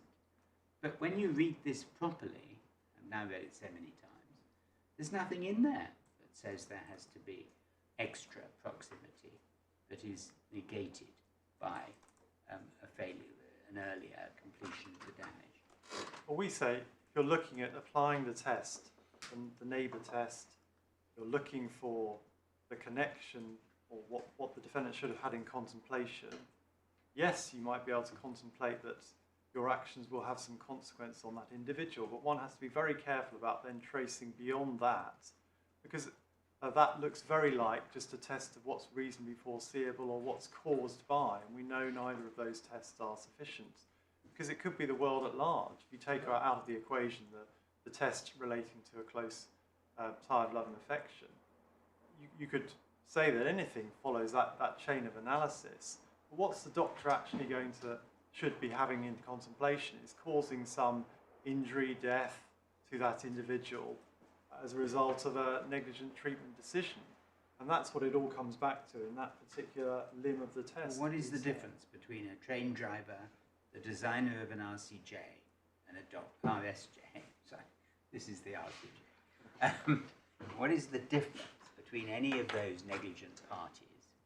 Because they have in their contemplation not to cause damage to the person they're treating or designing the RSJ or driving the train for, but they also have in their contemplation that if they do cause a horrifying incident as a result of all that, there may be somebody very close to that person watching who will suffer nervous shock. I mean, that's what these cases are all about. Yes, but that's the same position here, because we're looking at they will have caused that nervous shock when the first incident happens. The fact and consequence of their negligence occurs, the fall of the ceiling. They will cause an injury to someone, and someone might be nearby. What you're being asked to permit here is that there's not just the injury is caused and something happens as a result of that injury. You're being asked to overlook that there's already been that injury and that event, and then you're looking beyond that to death. Not that injury, an injury. An injury, yes. And What's that got to do with anything, though? Because the control mechanisms are there to limit. So, for example, your negligent doctor is not liable to the first victim's friend who happens to be there, because that's a control mechanism. There's no particular reason why not, but it's not. And they're not liable if 3 weeks later the mother hears about the death of the son and is terribly shocked, because that's not sufficiently proximate to the terrible death the son suffered. But those are all control mechanisms and what this is all about. But there is no difference between the proximity of the accident, the mother who sees the train accident or the car accident, and the mother who witnesses a terrible death, whether or not the first victim has suffered loss first. It's all completely irrelevant. But in the RSJ example, you're looking at the collapse of the ceiling and the impact it has. That you're looking at Lord Dyson's first event, the incident which impacts the person, the primary victim, and then you're looking to see if someone is close to that. What you're being asked to do here is to overlook that element of it. Well, you're saying, I mean, that the high point of your case is Lord Dyson, and you have to say, which your junior, Miss James, has very eloquently said just now, and I hadn't got it before, that your case is that is not a case about an earlier horrifying incident.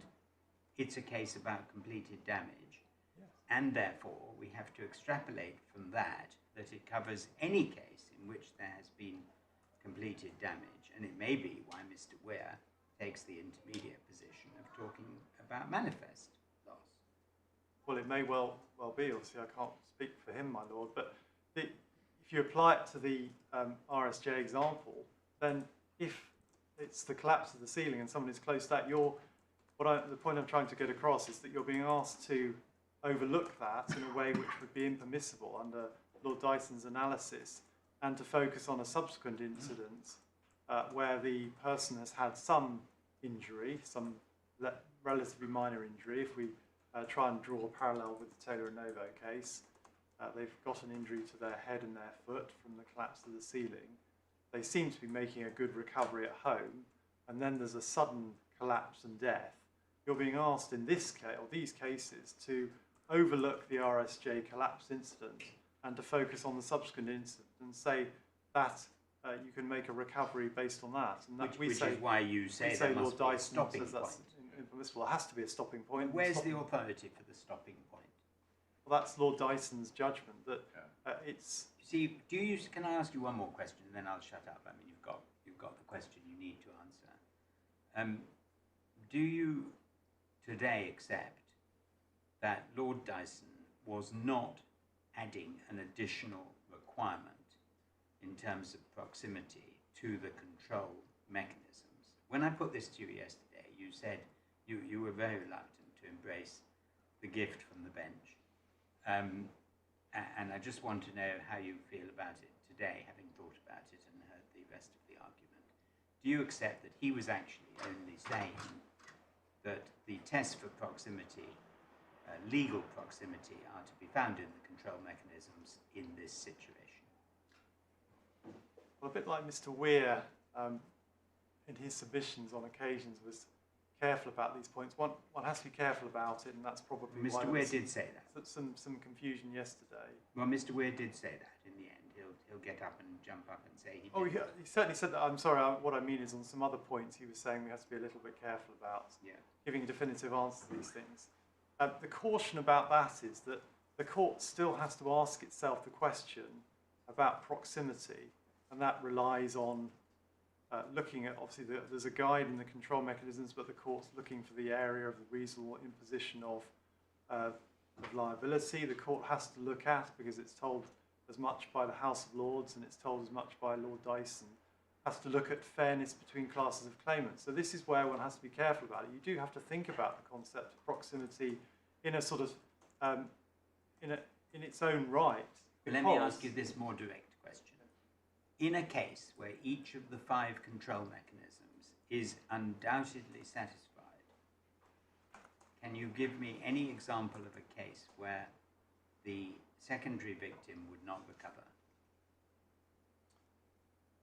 Well, one has to look at the example that Lord Dyson gives, potentially, but one can imagine a situation where you might have a second event impermissible under his decision, which would otherwise satisfy the control mechanisms, but couldn't be permitted to survive because you've already had that first event. You see, I think the problem is that before Lord Dyson's decision, we were labouring under a slight misapprehension that medical negligence wasn't really an accident and therefore wasn't covered by the concept. And it was only in Walters that was debunked, but then it was in a rather cautious way. But is there any reason in principle or law why medical negligence should not be covered by the principles of Alcock? Well, my Lord, it's slightly, the point needs to be answered in a slightly different way, because of course the same principles apply to all situations. And we can't wish they're different because we want to allow or not allow particular classes of claim. But, see, if the principles were not designed for clinical negligence cases, we're still stuck with them.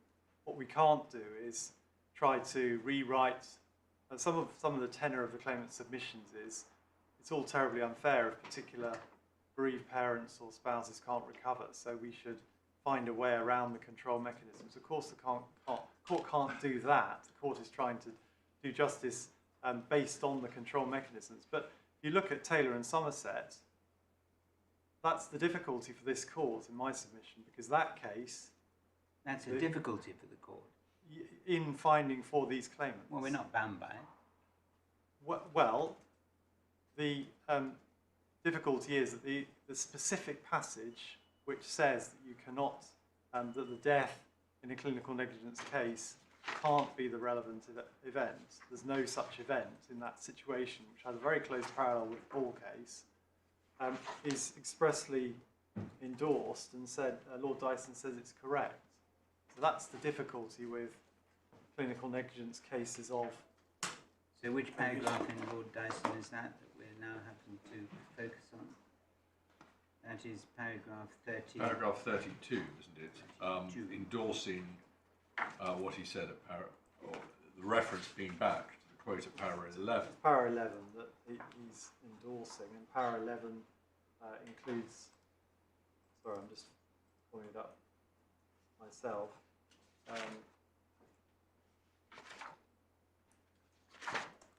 Paragraph 11 at page 431 of the bundle.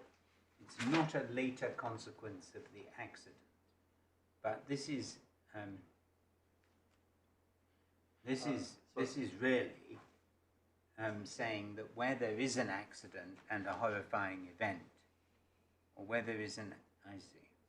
So you say... The problem is, we say this is the later consequence. You've had an injury under the law, driving, you've got something which is actionable, you've had an injury, you can't rely on a later consequence. That's you say that's binding on us, because that's the reason for this case. It's the whole basis for the Taylor and Novo decision is to use, and that's why the suggestion you can bypass it because it's an accident case doesn't work, because you've got the Court of Appeal using a choice between 2 clinical negligence cases, choosing to follow Taylor and Somerset, and using that as the vehicle to reach its conclusions in the case.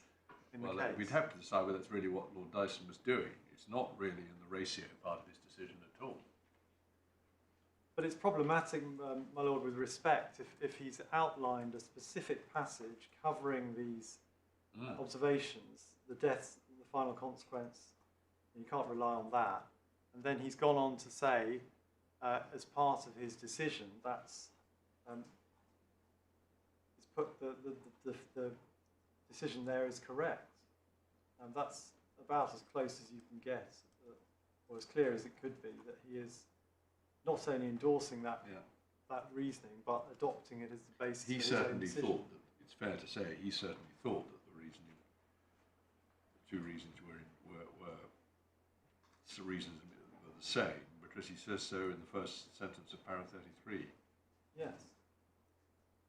And he says, it follows from what I've said. So it follows from his immediately preceding observations. And he also disapproves Lord Justice Peter Gibson in Zion implicitly, which you say is so you say we're bound by that. What if we were to conclude that this was inconsistent with Lord Oliver in Alcott and the other House of Lords cases? Then what do we do? Well, my Lord, I think I would come back to the observations that I think were made by my Lord Justice Underhill yesterday when I was taking you through the House of Lords authorities, which is they don't really provide an answer to this question. You need to look at where the court has grappled with this question of a two-event case and given an answer to it, which is plain as day. You say that, but if they did, I mean, on one analysis, the control mechanisms are complete and inclusive, or exclusive, if you want to put it the other way around. Exhaustive. Exhaustive, I meant. Thank you. One analysis. And if they're exhaustive, then there is no room for further conditions.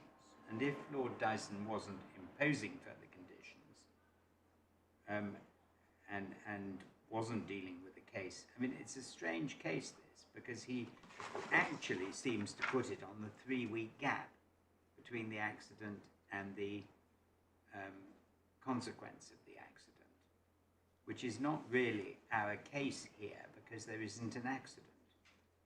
Well, one needs to be slightly careful about that, my Lord, because he does say, paragraph 29, in the present case, Novo's negligence had 2 consequences which were separated by 3 weeks in time. So he's looking at the fact that there are 2 separate consequences. Well, he's of course looking he at the is. earlier damage. I mean, of course, that's true. But he also, there is then an argument as to whether the if is enough for you to show that he wasn't really putting it on the basis of the first one also being a potentially horrific incident. Well, my Lord, he couldn't possibly, in my submission, have done that because there was no finding by the judge about the first accident. Ms. Taylor wasn't even there. There was no evidence about it. I was counsel in that case at the trial. The focus was entirely on the collapse later, understandably, because that was what was being relied on. The claimant said it didn't matter what happened at the accident at work. That's irrelevant because I was close to the incident 3 weeks later. So there was no basis to make a finding. And all of that points in my submission to him saying in the hypothetical, that's why he's using the word if. Otherwise he would have said, based on the judge's findings, the first accident was horrifying and we've got a second horrifying event here too. He didn't need to use the hypothetical. So I think we can comfortably conclude that that's not an explanation or a way around that particular point. So my Lord has the point that, but coming back to the point about the House of Lords authorities, well, all those authorities always need to be applied in new situations. And we've got a new situation in Taylor and Novo, a 2-event case, where the court has to grapple with this point and does so. If my Lord Justice Underhill is right that the House of Lords authorities don't deal with that specific situation, we've got authority of this court, words which in my mouth. That's certainly true, but that they don't deal with this specific situation. But they set out, if they set down a binding rule, and that rule does apply to this situation, then you have the situation my lord put to you. That we've got a Court of Appeal authority which simply misunderstands earlier House of Lords authority, fails to apply it. And there's a question about precedent here. Are we then bound by the later Court of Appeal authority? Sorry, I shouldn't take the cross-examination out of my Lord's hands, but I think that's the point he's Well, I say you are. getting at. Of course, I must. Sorry? I say you are bound by that. I know you say we are, but what if it is what Lord Dyson was doing was wrongly and in violation of Lord Oliver's strictures and the strictures of Lord Wilberforce, applying another separate new control mechanism to a different type of negligence claim, which was within the bounds of those House of Lords cases. In which case, we can say under the rule in Young and Bristol Aeroplane that this was inconsistent with previous House of Lords authority. Well, of course, if that's the conclusion that you reach, yes, you can do that, but I would urge you not to do that for two specific reasons. Yeah. Firstly, because Lord Dyson does a he does a comprehensive, I was going to say an impressive, but keeping it neutral, he does a comprehensive review of the authorities. Mm-hmm. He sets out the correct test when he's being encouraged to go down the wrong path in terms of how he analyses things, because he's focusing all the time on exactly the point that Lord Oliver makes about looking for a duty of care. He's not blinded by getting bogged down in events, which other judges have been. He recognises that he needs to consider the control mechanisms and what they are, and is looking for the right element of proximity. So there simply isn't anything to go on to be able to say anything other than that he's got the right principles in mind.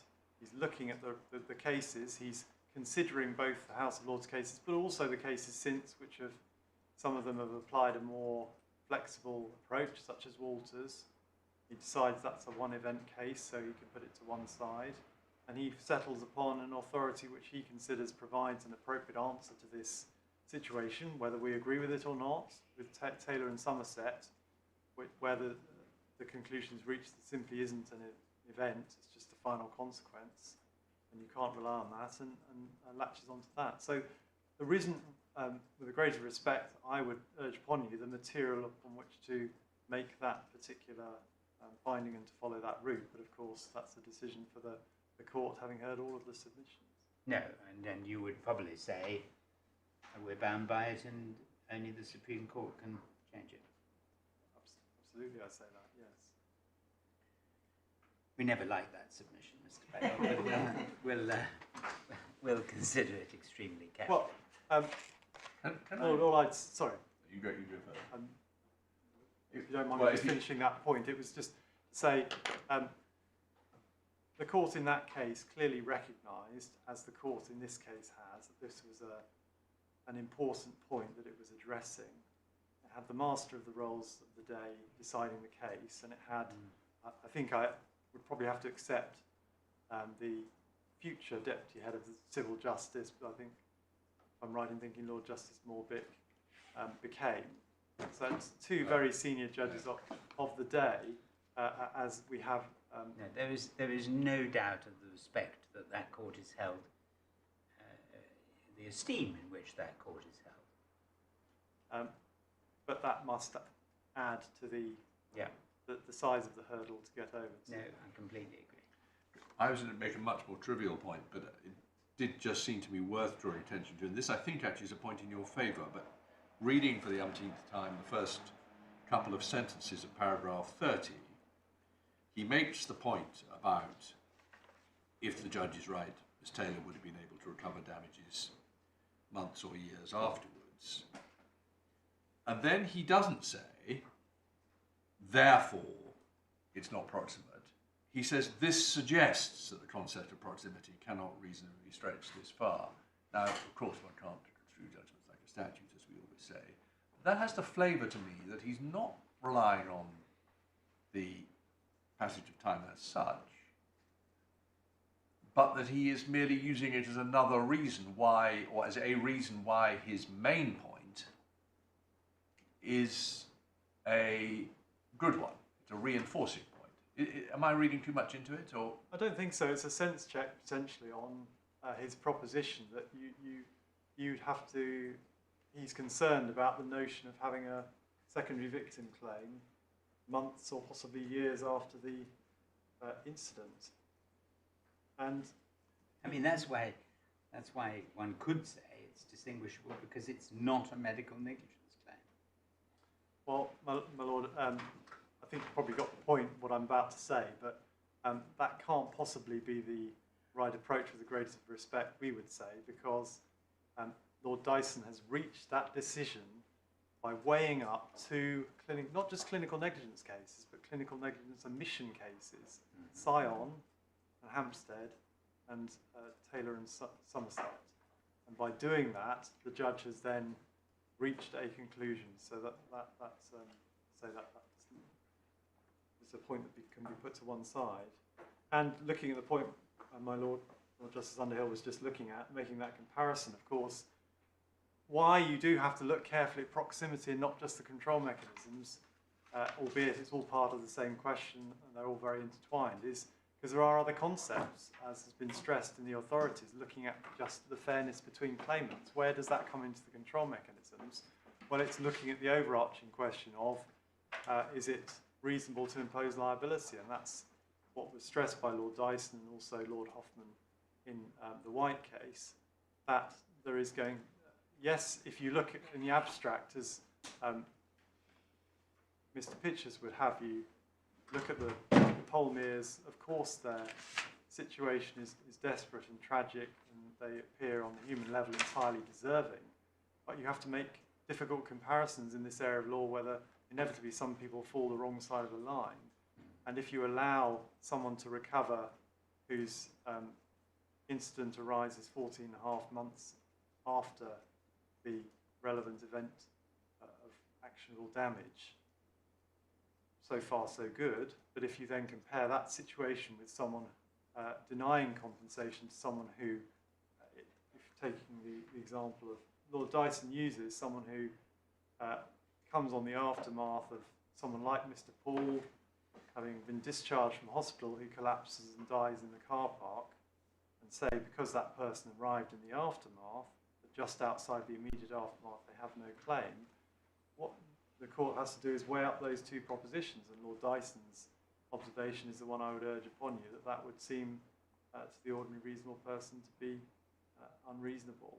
And that is another indication that the court has to stop and think rather carefully and not just apply mechanistically and rigidly, whether that's in the claimant's favour or the defendant's, the control mechanisms. You don't do that, but that's not just all one way. That's not just saying you can extend them. It's saying you've got to have some sort of sense check, stepping back, whatever concept you want to describe it as, before you then apply, then decide that proximity is made out. My Lord, I've got 5 minutes by the look of it to make a number of further points, because we've spent a lot of time on that, but rightly so. I don't mean this in any sense critically. So I was making the point about the flexibility in the control mechanisms. We've already had some flexibility since in the last 29 years, so we're not starting from first base up. The realistic view taken point, you have my submissions on that from yesterday, that's very much in the context of elongating an event. Lord Justice Ward is not saying you can do that about the event you choose.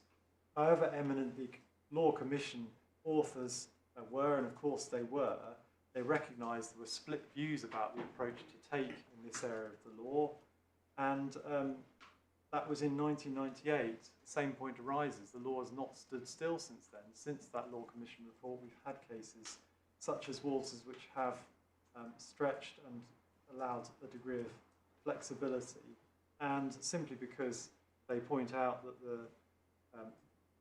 there hasn't been a willingness of the of Parliament and the government to act doesn't mean that this court can override the cautionary words from the House of Lords, that it is a matter for Parliament.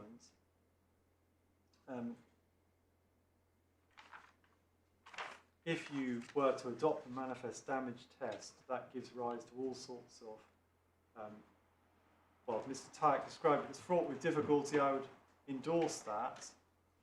One's going to need expensive and intrusive expert evidence to try to examine this point, and you're going to have unseemly tussles between relatives. My Lord Justice Underhill was starting to address this point, but I think then the debate moved off elsewhere in submissions. But what if you have a series of fits, or you have a fit and then a stroke? What if the original fit to the baby in Walters, there had been a preceding fit, so there had been something manifest, but there was no one there to see it? Is that going to be enough, or are we going to say that has to be someone there to see it? What if different members of the family saw different fits on different occasions? Are they all going to be able to claim, or none of them? So lots of that's what makes the shocking event so attractive. Well, that's what makes actionable damage so attractive, I would say, my Lord, because that is a well-established in the law test which applies to every other injury claim. It's been reinforced at Supreme Court level in 2019 in the Dryden case, that you look at whether they've got over the threshold of something being de minimis, and that in that case the Supreme Court clearly must have had no difficulty with the concept that that could be applied and findings of fact made about it. They didn't see that as going to be a problem. And just the final reference in the last 2 minutes that I have, if I can take you to 561, please, in the authorities bundle.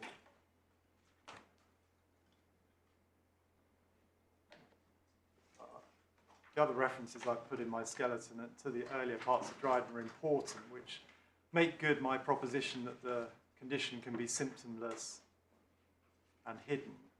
And I'd ask you to look at those as well. But this is really making the point that it'll be a question of fact in each case whether someone suffered material damage and any physical changes must be determined in light of the legal principles applicable to injury claims.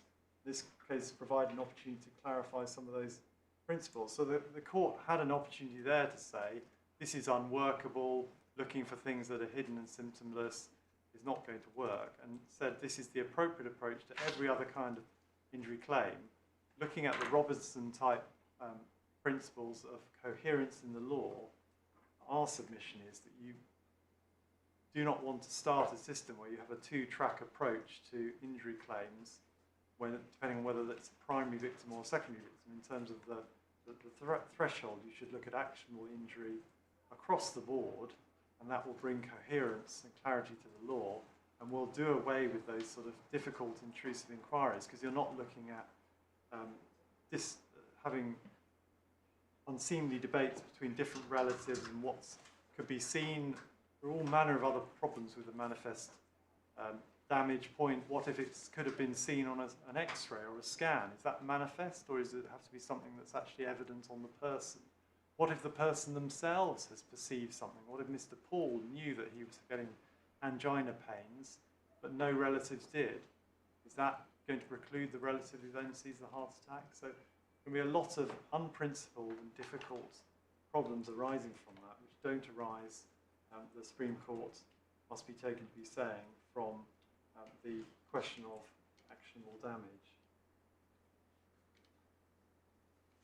If you indulge me for 1 minute about the question of Adams and Phelps, the case that Mr. Weir was looking at. And that's a distraction, the accrual of the cause of action point in relation to that case.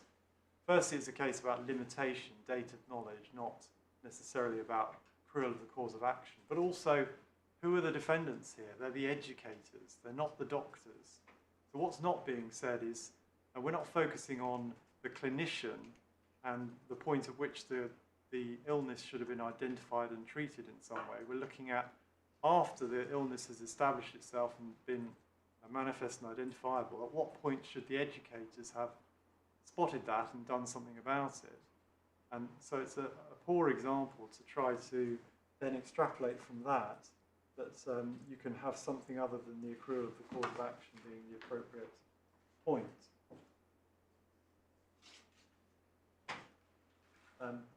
I'll just turn my back for a moment.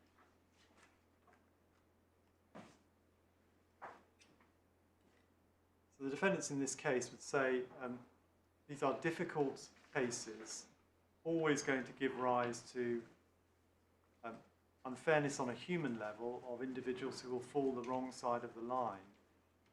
As Lady Justice Hallett put it, and I started my submissions fairly early on yesterday with the observation that she made about the parents who suffer the consequences of the brain-damaged child and are ground down by the care they need to apply to that and are injured by that. Same defendant situation, same degree of blameworthiness, the same tort, but they have no claim. There are always going to be situations where no claims can be made, and appeals to the unfairness of allowing defendants somehow off the hook ignore the fact that if you have a system, if you don't allow all secondary victim claims, there are inevitably going to be those situations, and the point at which you have to draw the line will, in human terms, result in someone falling the wrong side of it. But that is not the test. One has to apply the control mechanisms and determine, based on authority, whether these cases can succeed or not. We say they were rightly struck out because they fundamentally are on a proper analysis to event cases which are precluded by a proper application of the control mechanisms. No duty of care can be established. It would give rise to unfairness between claimants. And you have a very strong Court of Appeal authority within the last 8 years which directs you that those cases cannot succeed. And it would be doing no kindness to these claimants to say that those cases should somehow be taken forward for factual findings when, based on an analysis of principles, they can't succeed. Thank you for indulging me for 3 extra minutes, unless I can assist you further. Thank you, Mr. Baggett. Thank you. I think, Mr. Tyack, you have a right of reply to, in your case. Do you want to say anything more? It will be very, very brief. My learned friend, Miss Jones, confidently says that all cases fail at stage 2 because there is already completion of the tort. As your lordship has observed, there's no authority for the completion of the tort doctrine. It's governed by standard proximity criteria as set out by Lord Oliver and as applied ever since. I do not agree with my learned friend Miss Jones's analysis of the judgment in Taylor that it is concerned with a completed tort barring the later accident. And I refer my lordship to paragraph 32 of Taylor and Novo on page 438, in which Lord Dyson says as follows: Mrs. Taylor would have been able to recover damages as a secondary victim if she had suffered shock and psychiatric illness as a result of seeing her mother's accident. So he assumed recovery through witnessing a horrific accident, the only question being whether Miss Taylor suffered shock and psychiatric illness as a result. So I do say, with respect, that is a case which says, if anything, that an earlier shocking event bars a claim for a later shocking event. It is simply not authority for the proposition that my learned friend advances. And for the reasons ventilated by my lord in discussion with my learned friend Mr. Baggett, that case has some difficulties in any event. Those are my submissions in reply. Thank you.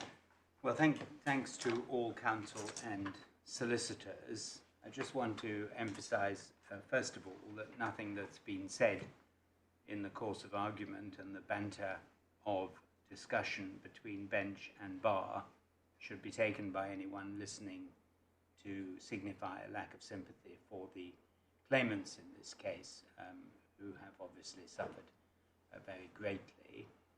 We do have to consider the difficult legal questions that the case has raised, and we will do so, taking time to consider our judgments. We'll hand them down in due course. When we do so, please send typographical but not other corrections, and agree consequential orders and costs. And if you're unable to do so, we will deal with those matters in writing. But the argument has been, if I may say so, very well undertaken, and it's raised some very important questions which we will now take time to decide. Thank you. Lord, I was just going to mention the transcript. We'll obviously provide the transcript as soon as we can. Thank you very much.